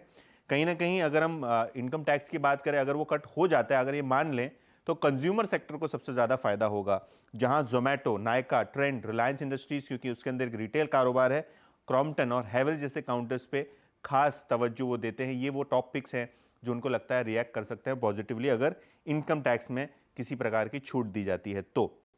इसके अलावा जेफरीज का मानना यह है कि जो CLSS स्कीम है, जहां अर्बन हाउसिंग को इंटरेस्ट सब्सिडी मिलती है, अफोर्डेबल हाउसिंग को एक फर्दर इम्पेटस मिलता है, तो ये स्कीम को शायद इस टाइम फिर से एक बार रिवाइव किया जाए। इसीलिए आवास, होम फर्स्ट जैसे फाइनेंसर्स और लोधा सनटेक जैसी रियल एस्टेट कंपनी उनको पसंद आ रही हैं। इसके अलावा अगर हम वेलफेयर स्कीम्स की इन जनरल बात करें तो रूरल कंजम्पशन को एक बूस्ट मिलेगा, क्योंकि नॉर्मल मॉनसून और जो वेलफेयर स्कीम्स का बोनस है वो कहीं ना कहीं रूरल इंडिया को पसंद आएगा। इसीलिए TVS, हीरो मोटो, M&M, HUL जैसे काउंटर्स पे ध्यान दिया जा सकता है। तो ओवरऑल जेफरीज को लगता है कि कंजम्पशन और टैक्स के अंदर कटौती ये एक बड़ी थीम हो सकती है जो भारत सरकार इस टाइम के बजट पे फोकस करेगी। बिल्कुल ठीक है भाई। पॉपुलिज्म थोड़ा सा, वो तो खैर जब से वो वर्डिक्ट आया, 3.0 का गठन हुआ, उसके बाद कैबिनेट मीट्स वगैरह ने भी इंडिकेशन दे दिया था कि थोड़ा सा पॉपुलिज्म का ओवरडोज हो सकता है। मिडिल क्लास के रिलीफ की बात जेफरीज भी करता हुआ, हाउसिंग फाइनेंस, रियल एस्टेट, इस स्पेस को थ्रस्ट मिलती हुई, वेलफेयर स्कीम्स को तवज्जो मिलता हुआ। Gurmeet, welcome on the show. भाई पॉपुलिज्म क्या दिक्कत? पॉपुलिज्म अच्छा है अगर फिस्कल कंसोलिडेशन रोड मैप के दायरे में रहें तब तक। और मुझसे और वीरू से पूछिए कितनी दिक्कतें हैं मिडिल क्लास को इस समय, आप कैसे रीड थ्रू करोगे? पॉपुलिज्म का ओवरडोज हुआ, और मुझे लगता है अगर हुआ भी तो उस रोड मैप से बहुत ज्यादा डिविएशन होपफुली है नहीं, और लीवे है जैसे यतिन कह रहे थे, RBI से डोल आउट से लेकर टैक्स कलेक्शंस जो बाइंड बने हुए हैं। अगर पॉपुलिज्म का ओवरडोज है तो बाजार के लिए दिक्कत की बात नहीं, मुझे नहीं लगता है शायद गवर्नमेंट बैलेंस बना के रखेगी। लेकिन अगर रिसेंट महाराष्ट्र के अनाउंसमेंट्स देखे हो, जो 1500 पर वुमेन, जो एडल्ट वुमेन है उनको प्रॉमिस किया है, थोड़ा देखना पड़ेगा अगर वो नेशनल टेम्पलेट बन सकता है नहीं, क्योंकि MP में भी हमने देखा था वो लाडली बहना योजना के फॉर्म में। तो अगर ये हर स्टेट में होता है तो उसका उसका स्पाइरल इम्पैक्ट होता है। तो इसलिए मैं बजट को डायरेक्शनली बहुत इम्पोर्टेंट मानता हूँ, क्योंकि इस गवर्नमेंट ने इन्वेस्टमेंट ग्रोथ करी है बजट में। इन्वेस्टमेंट जो बजट था 11 लाख करोड़ के ऊपर था पिछले बजट में, तो मार्केट को बहुत पसंद आया था। इसलिए जितने आपके एनर्जी स्टॉक्स हैं, EPC स्टॉक्स हैं, कैपिटल गुड स्टॉक्स हैं, PSU में जो कैपिटल गुड स्टोरी है, इन्वेस्टमेंट स्टोरी है, पावर स्टोरी है, उसको काफी फिलिप मिला था। तो अगर पॉपुलिज्म से वहां पे थोड़ी कटौती होती है तो एक थोड़ा सा जिसे कहते हैं डी रेटिंग हो सकता है, क्योंकि बहुत सारे ये जो स्टॉक्स हैं एनर्जी स्पेस में, रेलवेज में, सब ये सब सारी शायद बहुत सारी अच्छी न्यूज प्राइस कर चुके हैं। तो कोई भी अगर आप पॉपुलिज्म में अगर थोड़ा करते हैं और इसको बैलेंस कर लेते हैं तब तक तो ठीक है। लेकिन अगर थोड़ा सा बैलेंसिंग, जैसे डिफेंस बजट थोड़ा कम होता है या थोड़ा सा इम्पैक्ट हमें बाकी इन्वेस्टमेंट में कम मिलता है, तो थोड़ा सा एक डी रेटिंग का मेरे हिसाब से रिस्क है। बट एक फाइन रोप है, जैसा जैसा आप बोल रहे हैं, जिसे गवर्नमेंट को वॉक करना है। और थोड़ा सा फिस्कल स्पेस है, चाहे वो RBI का डिविडेंड रहा हो, चाहे वो GST के आंकड़े रहे हो, और चाहे वो ओवरऑल डायरेक्ट टैक्स कलेक्शन भी बहुत अच्छा है। तो थोड़ा सा स्पेस है। गवर्नमेंट कितना यूज करती है एक बार में या इसको प्रोग्रेसिवली करती है, ये देखने वाली बात। सही है। महाराष्ट्र वगैरह में जिस तरह की स्कीम्स बजट में अनाउंसमेंट हुआ, पॉपुलिज्म का तगड़ा ओवरडोज है। अगर वही रोड मैप है सेंट्रल गवर्नमेंट का भी, तो मामला थोड़ा सा दिक्कत वाला होगा। और ये पॉपुलिज्म इन ल्यू ऑफ क्या वो तगड़े केपेक्स स्पेंड जो कर रहे थे अब तक, जो हाईलाइट बना हुआ था इस मोदी रिजीम में, मोदी 2.0 में खास तौर पे, क्या उससे कंपनसेट करेंगे पॉपुलिज्म को? वो बड़ा सवाल है। वैसे केपेक्स पे स्पेंड बढ़ते बढ़ते आ गया था 10 लाख करोड़ पे पिछले फुल बजट पे, 25% का ईयर ऑन ईयर जंप था। ये इंटरिम में थोड़ा सा, हालांकि इंटरिम था तो कितना रीड थ्रू करूं, लेकिन उसमें 11% का ही जंप था। देखते हैं इस बार, अब एक्चुअल पिछली बार 10 लाख से इस बार कितना आउटले सामने रखा जाता है। लेकिन गुरमीत, ये सब ठीक है, अब तो गैस एस्टिमेट्स हैं, क्या होगा क्या नहीं होगा। मैं सेक्टोरल आऊंगा आपसे रुझान जानने के लिए, लेकिन रिकॉर्ड उच्चतम सर, बढ़िया 24,400 के ऊपर कंसोलिडेट कर रहे हैं, रिकॉर्ड उच्चतम स्तरों पे भारतीय बाजार चलते हुए। ऐसे में रूम फॉर एरर तो है नहीं बजट के लिहाज से। आप मार्केट की पोजीशनिंग कैसी रीड कर रहे हो? आप लोग का कंप्लीट सर्कल में निफ्टी को लेकर, मार्केट्स को लेकर अब इन स्तरों पे कैसा व्यू है? कितना कंफर्ट लेवल है अब इन स्तरों पर वैल्यूएशन के फ्रंट पे? तो लार्ज कैप स्पेस में जो, अगर मैं टॉप 100 स्टॉक्स की बात करूं और अगर थोड़ा और उसको स्पेसिफाई करूं कि 1 लाख करोड़ के ऊपर जो मार्केट कैप है, वहां पे अभी भी पॉकेट्स हैं जहां पे वैल्यूएशन रीजनेबल है, चाहे वो प्राइवेट सेक्टर बैंक्स हैं, कुछ एफएमसीजी नेम्स हैं, कुछ कंज्यूमर नेम्स हैं, कुछ एक जगह थोड़ा करेक्शन आया है, हालांकि बाजार ने न्यू हाई बनाया है बट थोड़ा सा हमें करेक्शन देखने को मिला है। कुछ अच्छी एनबीएफसीज हैं, यहाँ पे थोड़ा सा वैल्यूएशन कंफर्ट है। लेकिन जैसे ही आप निफ्टी मिड कैप पे जाते हैं, जैसे 101 से अगर आप 250 जाते हैं, तो लगभग 90 स्टॉक्स 150 में से 40 के ऊपर फॉरवर्ड पी पे है। तो ये एक मुझे लगता है थोड़ा सा रेड फ्लैग है कि अगर आपके 60% स्टॉक्स इंडेक्स के 40 के ऊपर अर्निंग पी पे ट्रेड कर रहे हैं, तो कुछ जगह अर्निंग डिसअपॉइंटमेंट हो सकता है। यही अगर आप स्ट्रेच करेंगे स्मॉल कैप में, तो वो नंबर शायद लगभग 62-63% है। तो ये बताता है कि थोड़ा सा वैल्यूएशन डिस्कम्फर्ट है जैसे ही आप टॉप 100, टॉप 50, 150 स्टॉक्स के नीचे जाते हैं। मैं ये नहीं बोलता हूँ सारी स्पेस खराब है, थोड़ा सा बस सिलेक्टिव रहने की जरूरत है। कई बार हम सिक्लिकल बिजनेस को कंज्यूमर का वैल्यूएशन दे देते हैं। 2003 से 7 में भी हमने जितने बड़े बड़े नाम थे, पुज लॉयड था, लैंडको था, जीएमआर था, जितने भी इंफ्रास्ट्रक्चर ईपीसी प्लेस थे, हम उनको बहुत हाई वैल्यूएशन दे रहे थे। ये 70-80 का अर्निंग मल्टीपल सिक्लिकल्स में सस्टेन नहीं होता है लंबी पीरियड में। और बहुत जगह शायद जो ऑर्डर बुक है, चाहे वो डिफेंस में है, चाहे थोड़ा रेलवे में है, कुछ पीएसयू में, बहुत जगह प्राइस में, तो थोड़ा सा सिलेक्टिव होने की जरूरत है। थोड़ा सा आप रोटेट कर सकते हैं जहां पे आपने बहुत अच्छा पैसा बनाया है। पीएसयू में भी कुछ स्टॉक हैं जो अभी भी 16-18 टाइम अर्निंग्स पे हैं, जैसे एनर्जी में एनटीपीसी है, पावर ग्रिड है, कुछ गैस ओरिएंटेड स्टॉक्स हैं, क्योंकि गैस शायद जीएसटी में आएगा फ्यूचर में, ऐसा मुझे लगता है। ये बहुत बड़ा री-रेटिंग हो सकता है। तो थोड़ा सा रोटेशन करिए, और 5-7%, 10% अगर आपके पास ड्राई पाउडर है, कैश है, तो कोई बुराई नहीं है। ये बात सही है। लॉजिकली तो रेड फ्लैग्स बहुत पहले से हैं, पर देखिए ना फ्लोज कैसे चैनलाइज हो रहे हैं। हमारे देश में थोड़ी क्वालिटी की कमी है, तो ऐसे में सारा का सारा पैसा कुछ चुनिंदा स्टॉक्स की तरफ जाता चले जा रहा है और वो वैल्यूएशन रिच होते ही चले जा रहे हैं। अच्छा, एसआईपी के अभी आज ही दोपहर में डेटा आया है, फिर नए रिकॉर्ड उच्चतम हाईस पे एसआईपी फ्लोज। कंप्लीट सर्कल के पास भी खूब पैसा आ रहा है क्या गुरमीत? अभी भी फ्रेश पैसा आ रहा है क्या? हाँ नहीं, फ्रेश पैसा आ रहा है, रिटेल भी आ रहा है और लमसम भी आ रहा है। और ये एक बाजार का एक ट्रेंड है जिसने सब कुछ डिफाई किया है। आज ही मैंने अपने 15 साल में एफआईएस को माल बेचते हुए और इंडेक्स को नया हाई बनाते हुए तो नहीं देखा है। तो ये एक बहुत बड़ी मूवमेंट है। आप देखिए 500-600 करोड़ हर महीने से बुक में ऐड हो रहा है, नए इन्वेस्टर्स जुड़ रहे हैं। और अभी भी सिर्फ अगर आप एसआईपी देखेंगे तो 3.5 करोड़ ही यूनिक इन्वेस्टर्स हैं। अगर ये नंबर आप कंपेयर करेंगे कितने लोग ड्रीम 11 खेलते हैं, तो शायद 18 करोड़ लोग खेलते हैं। तो ये नंबर बढ़ेगा। और मेरा ये मानना है कि जो रिटेल की, जो मैं इसको सुनामी बोलता हूँ, हर साल लगभग $1 बिलियन एसआईपी बुक बढ़ता जाएगा। अगर आप 500-600 करोड़ को मंथली लेंगे तो नंबर 6-7 हजार करोड़ होता है। तो आपका ये नंबर 2-3 साल में और बड़ा होने वाला है। ये नंबर आपको 40-50 हजार करोड़ दिखेगा और 2 से 3 साल में। तो मार्केट, मैं 3-4 साल 5 साल के व्यू को लेकर चिंतित नहीं हूँ। Strong retail earnings equity market में आएंगी, और थोड़ा सा हम लोग कैपिटल मार्केट प्लेस को लेके हमेशा ज्यादा कंस्ट्रक्टिव रहे हैं। फाइनेंशियल्स में हम उनको बाय एंड फॉरगेट स्टॉक्स बोलते हैं, चाहे वो डिपॉजिटरी है, चाहे वो आरटीएस है। थोड़ा सा एक्सचेंज और ब्रोकिंग में थोड़ा सा सेटबैक आ सकता है अगर सभी डेरिवेटिव्स पे कुछ एक्शन ले। बट जो प्योर कैपिटल मार्केट प्ले है, जो एन्युटीज प्लेस ज्यादा है, ट्रांजैक्शन वॉल्यूम्स कम है, वहां पे व्यू कंस्ट्रक्टिव। अच्छा, 1-2 सवाल। पहले तो ड्रीम 11 में आपने टीम बनाई क्या कभी? और दूसरा, ये बात ठीक है वो एफआईएस को कंपनसेट करने के लिए हम लोग खड़े हुए हैं, पर उनका वापस आना भी जरूरी है।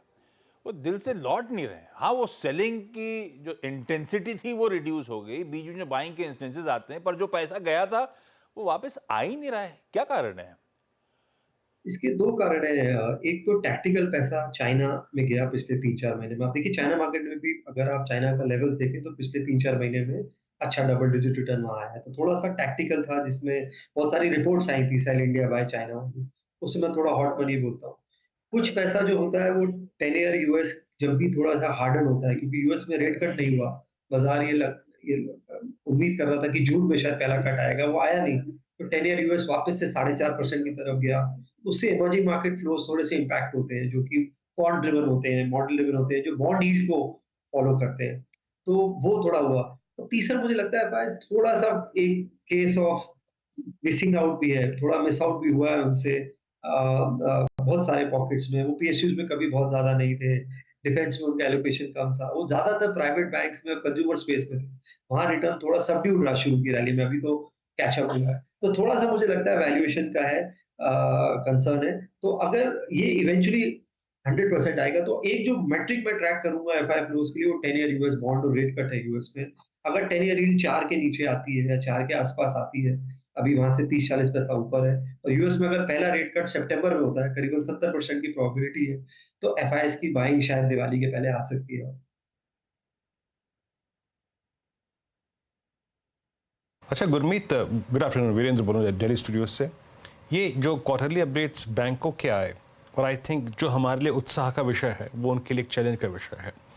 सेविंग का पैसा जो बड़ी तीव्र गति से म्यूचुअल फंड्स की तरफ जा रहा है, जो इक्विटी मार्केट्स को चेस कर रहा है, कासा डिपॉजिट्स का I think 150-200 basis point reduce होना, डिपॉजिट्स को आई थिंक अट्रैक्ट करना बहुत चैलेंजिंग हो रहा है।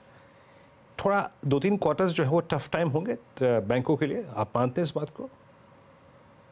वीरू, मैं ये अग्री नहीं करता हूँ कि स्टॉक मार्केट वाला पैसा की वजह से डिपॉजिट ग्रोथ इम्पैक्ट हो रहा है। ये आई थिंक बहुत जनरलाइज करना होगा।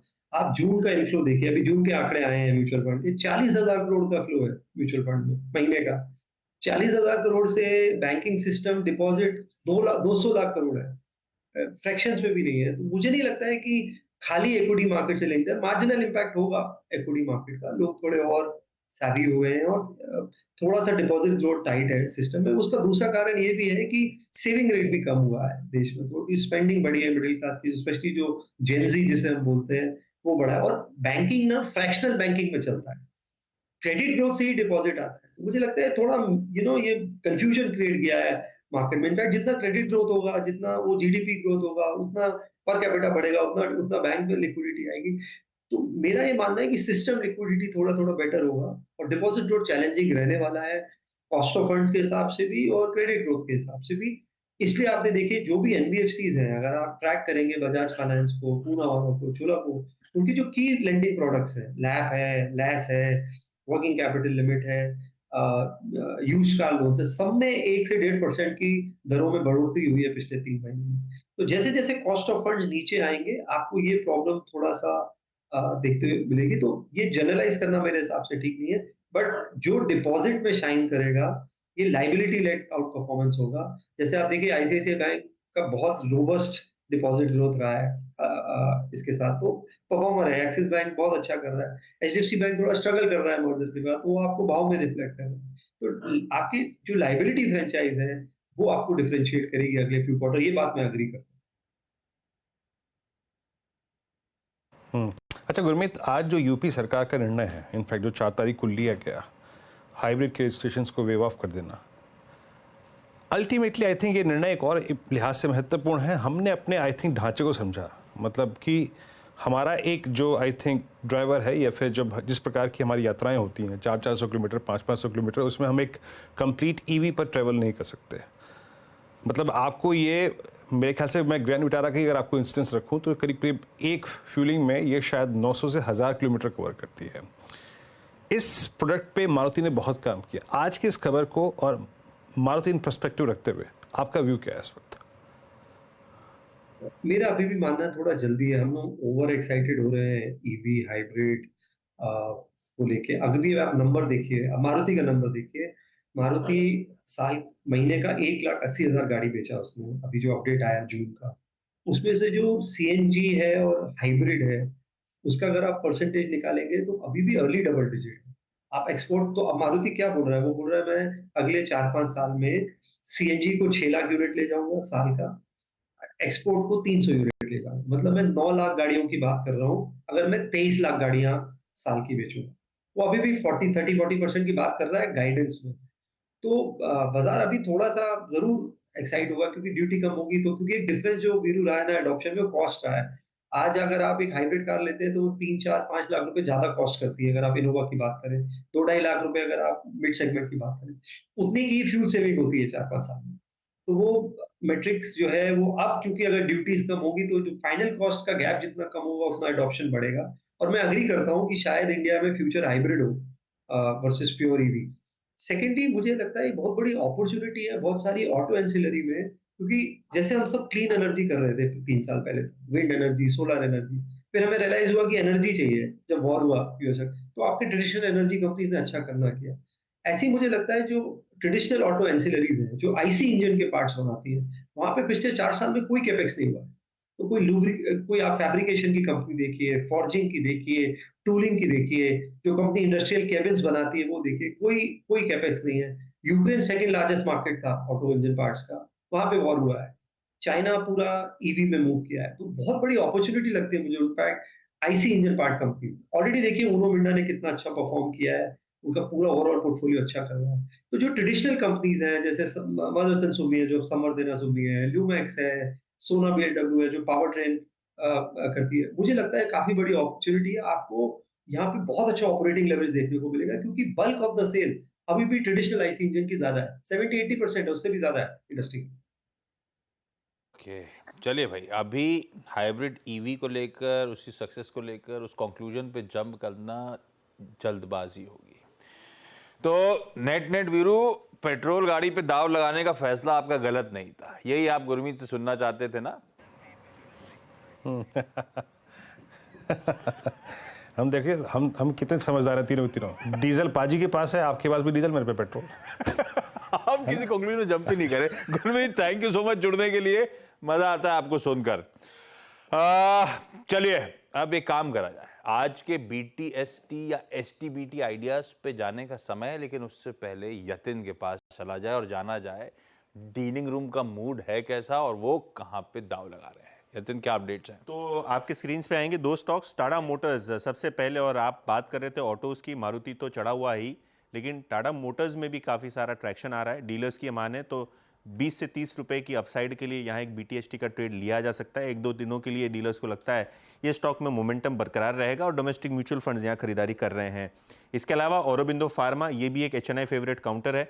डीलर्स की अगर आप माने तो काफ़ी सारे HNIs आज खरीदारी कर रहे हैं और उनको लगता है कि 1400 से लेकर 1450 तक के टारगेट्स इस काउंटर पे आ सकते हैं। लॉन्ग बिल्डअप भी देखने को मिल रहा है F&O में, और काफ़ी सारी यहाँ खरीदारी इंस्टीट्यूशनल साइड से भी देखने को मिल रही है। तो औरोबिंदो फार्मा ये भी एक स्टॉक है जहाँ डीलर्स फिर से एक बार खरीदारी की सलाह दे रहे हैं। परफेक्ट है, टाटा मोटर्स और औरोबिंदो फार्मा डीलर्स के रडार पे ये 2 काउंटर्स इस समय। चलिए आज के बढ़िया से ट्रेडिंग आइडियाज की तरफ अब बढ़ा जाए। BTST या फिर एक्सपर्ट्स की पसंद STBT कॉल्स। अच्छा, उस पर जाऊं उससे पहले मयूरेश, कभी आपने ड्रीम 11 पे टीम बनाई है क्या? नहीं, बनाई नहीं है, एक साथ मिलकर बनाते हैं नेक्स्ट टाइम। हाँ ठीक है, मिलकर बनाएंगे। अच्छा गावा सर, कोई बढ़िया सा आइडिया इस समय ट्रेड कैरी करने के लिए? बैंकिंग क्षेत्र से ICICI bank. Okay, ICICI bank से 1247 पर ट्रेड कर रहा है। 1240 का स्टॉप लगाना चाहिए, सिर्फ 7 रुपए का। टारगेट 1260, तो रिस्क वार्ड रेशियो भी फेवर में ICICI bank. Okay, ICICI bank, और ICICI बैंक प्रकाश सर जब पिक कर रहे हैं तो आई थिंक थोड़ा सा जो रुझान है बैंक निफ्टी की तरफ बढ़ रहा है। Bank Nifty close day high के आसपास हो रहा है, हालांकि माइलेज इतना बड़ा नहीं है जितना निफ्टी के पास है, but still I think it's an advantage for Nifty bank. Rachna ji, आपका कैरी करेंगे? जी, मैं हिंडाल्को के फ्यूचर्स कैरी करूंगी फॉर द लॉन्ग साइड। हम हिंडाल्को के फ्यूचर्स पे टारगेट देख रहे हैं 720 तक का, फिलहाल 709 पे है। हम ऐसे लगाएंगे 702 पे क्लोजिंग बेसिस पे ऑब्वियसली, एंड 720 के टारगेट के साथ हिंडाल्को के फ्यूचर्स को लॉन्ग करेंगे। ओके, ICICI बैंक, हिंडाल्को खरीदारी करने के कॉल्स आ रहे हैं। सोनी जी, आपका प्रेफर्ड आइडिया इस समय का क्या कैरी करना चाहोगे मैम? जी मेरा यहाँ पे रहेगा हेवल्स फ्यूचर्स BTST का ट्रेड आइडिया है। यहाँ पे करंट लेवल पे बाय कर सकते हैं। स्टॉप लॉस रहेगा 1890, टारगेट है 1970 1985। आज फ्रेश लॉन्ग बिल्टर पोजीशंस बन रहे हैं और एक अच्छे 1020 EMA के सपोर्ट के साथ 1900 के ऊपर क्लोज दे रहा है, सो काफी स्ट्रॉन्ग है। फ्रेश ब्रेकआउट आएगा यहाँ पे 1970 की तरफ। ओके, हेवल्स सोनी जी का ट्रेड। अमित जी, आप क्या पिक कर रहे हैं? जी वीरेन जी, फर्स्ट चॉइस तो टीवीएस मोटर थी, जैसे दोपहर में आयशर मोटर 2 बजे दिया था, लेकिन दैट हैज बीन गिवन। तो मैं टाटा मोटर्स के साथ जाना चाहूंगा। यहाँ पे स्ट्रक्चर डेफिनेटली पॉजिटिव है। जिस हिसाब से स्टॉक वेरी क्लोज टू 10 डेमा और एक स्विंग हाई के ऊपर निकल रहा है।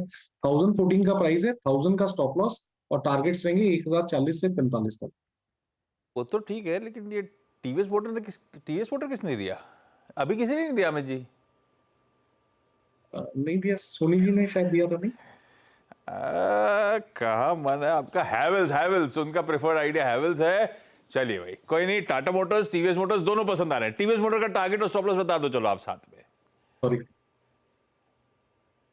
जी, टीवीएस मोटर भी अच्छा स्टॉक है। 2445 का इसका प्राइस है। पिछले 2 दिनों की कैंडल के हाई के ऊपर से निकल रहा है। स्ट्रक्चर अच्छा खासा, यहाँ पे एक पुल बैक है, तो इसे बाय करें। छोटा सा 2420 रुपए का स्टॉप लॉस एंड 2480 के टारगेट्स के लिए टीवीएस मोटर्स। ज्यादा कन्विक्शन किसमें? टीवीएस मोटर पे, है ना?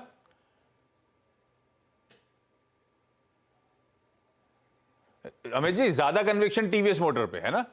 जी हाँ, जी हाँ, हाँ आशीष सर, बिल्कुल ठीक। बहुत अच्छे मूव्स बन भी रहे हैं टीवीएस मोटर्स पे इस समय। सावंत साहब, गुड आफ्टरनून आपको। क्या है बीटीएसटी एसटीबीटी आइडिया? एक अच्छा बेस फॉर्मेशन हुआ है और वहां से अच्छा पिकअप हुआ है, जहां पे पिछले 6 से 7 दिनों तक प्रीवियस डे लो टच भी नहीं हुआ है और वॉल्यूम्स भी बढ़ रहे हैं। तो मैं इसके साथ जाना चाहूंगा। करीबन 1218 1220 के जोन में ट्रेड कर रहा है। स्टॉप लॉस मेरा। सावंत साहब, नाम मिस हो गया, आप पहले नाम बोलो, उसके बाद वो मिस हो गया। एक बार भाव दिखेगा तो मजा आएगा सुनने में। जी, इप्का लैब्स। तो ये करीबन 1218 1220 के जोन में ट्रेड कर रहा है। यहाँ पे मेरा स्टॉप लॉस 1200 के नीचे यानी 1195 1195 का होगा।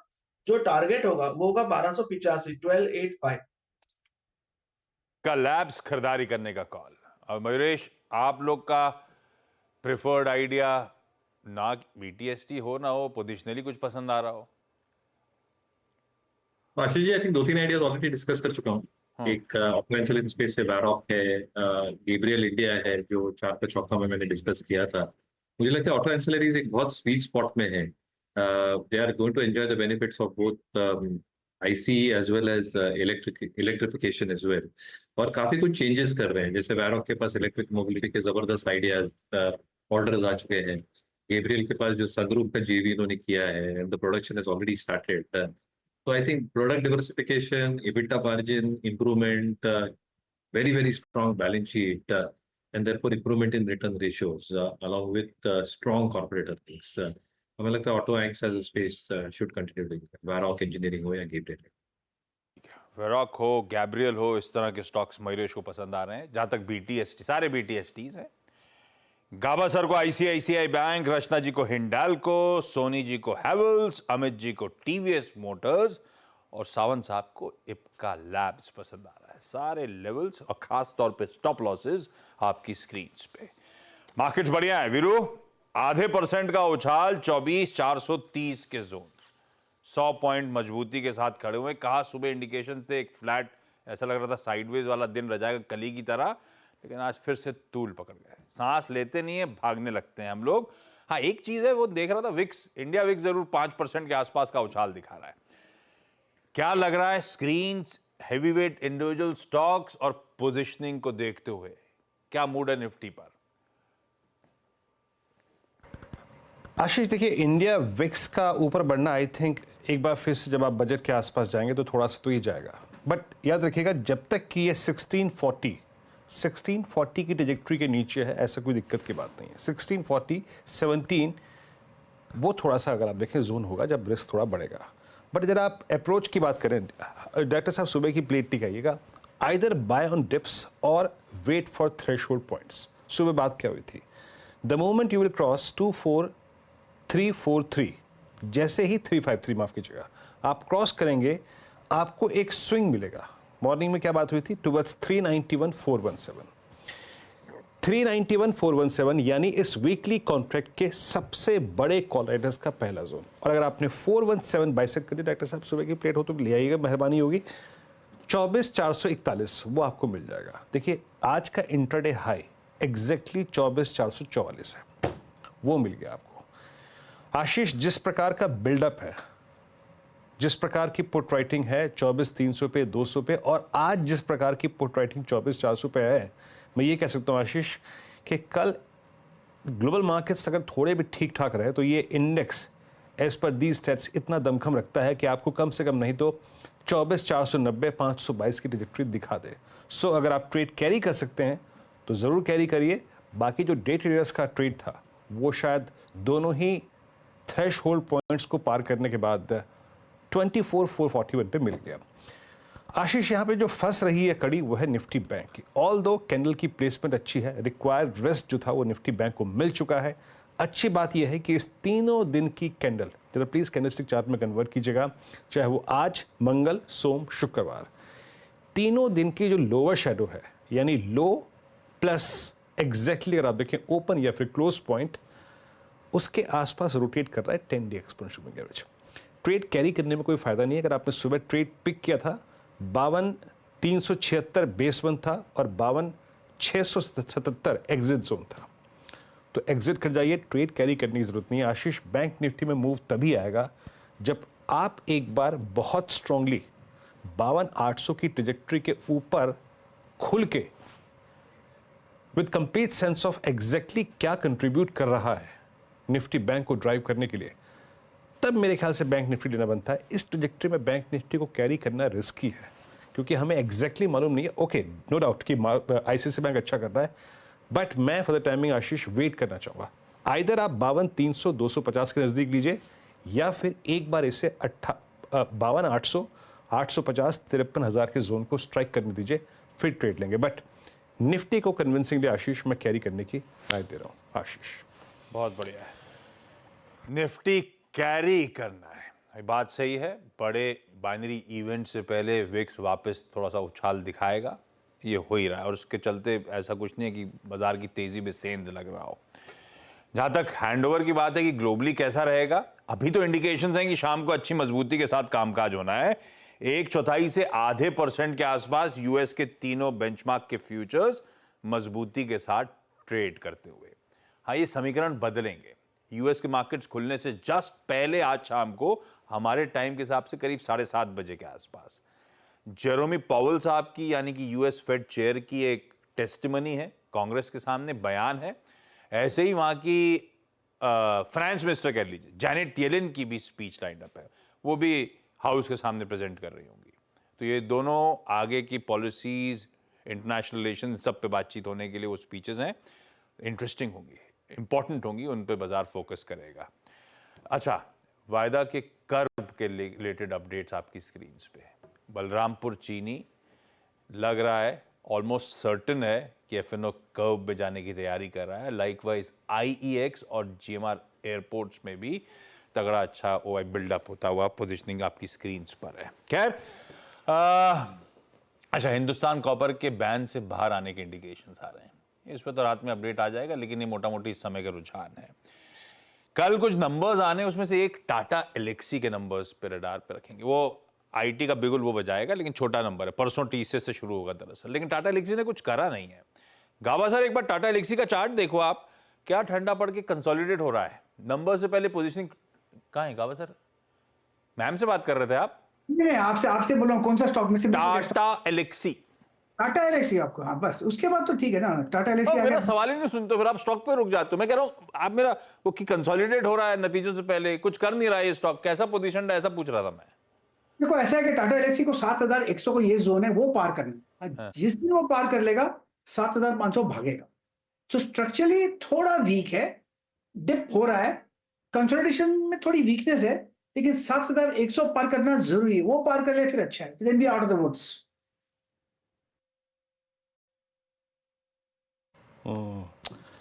चलिए अब एक काम करते हैं, आशीष के पास चलते हैं बड़ी वॉल पे इस क्लोजिंग को देखने के लिए, और क्लोजिंग अच्छी हो रही है, बस डाउट थोड़ा सा जो है वो है निफ्टी बैंक को लेकर। निफ्टी बैंक अभी भी मेरे ख्याल से कल बुधवार है ना, ठीक है, आज सुबह हम क्या देख रहे थे, 52,500 पे सबसे बड़े कॉल राइटर्स थे। आज तो वो विन विन सिचुएशन है। लेट्स सी, आई थिंक कल किस ट्रेजेक्ट्री में ओपनिंग होती है। एक्सपायरी दिन के पे अगर कॉल राइटर्स के जोन के ऊपर ओपन होता है तब मिलता है एक थ्रस्ट। खैर, इस क्लोजिंग को देखते हैं आशीष के साथ बड़ी वॉल पे। जनाब, over to you. Oh yes, बढ़िया। मंगलवार का दिन कहां फ्लैट ओपनिंग इंडिकेशंस और कहां आधे % उछाल के साथ रिकॉर्ड हाईस पे इंट्राडे में छुए और रिकॉर्ड क्लोजिंग लेवल्स पर शायद हम समीकरण बैठते हुए देखेंगे। तो एक और उच्चतम स्तर, सेंसेक्स ने रिकॉर्ड जड़े। और ध्यान रखिएगा आज बीएससी की कोई बता रहा था मुझे 149th एनिवर्सरी भी है, तो बढ़िया सैल्यूट मिलता हुआ उसको भी। निफ्टी बैंक 1/4% मजबूती के साथ कामकाज करता हुआ। निफ्टी आईटी 1/4% दबाव के साथ ट्रेड कर रहा है। खैर आज जिन स्टॉक्स ने थ्रस्ट जनरेट करा उसमें कोई मारुति, कोई एमएनएम ऑटो से, कोई heavy weights LNT, ICICI bank वगैरह नजर आएंगे, पर उस पर आगे आता हूं। मिड कैप स्मॉल कैप्स की समीकरण आपकी स्क्रीन पे 1/3 उछाल के साथ दोनों पॉकेट्स और ब्रेथ एडवांसेस के स्लाइटली फेवर में, पर लार्जली 1:1 का रेशियो। तो लार्ज कैप्स चले, mid caps in tandem move करे और ब्रेथ भी ठीक ही थी। सेशन अच्छा लगा, स्क्रीन बेहतर थी। इंडिविजुअल स्टॉक्स या सेक्टरल पॉकेट जो भी दिखाना डायरेक्टर साहब क्विकली दिखाइएगा ताकि क्लोजिंग के समीकरण सारे बैठा दें। ये रही इंडिविजुअल पॉकेट्स।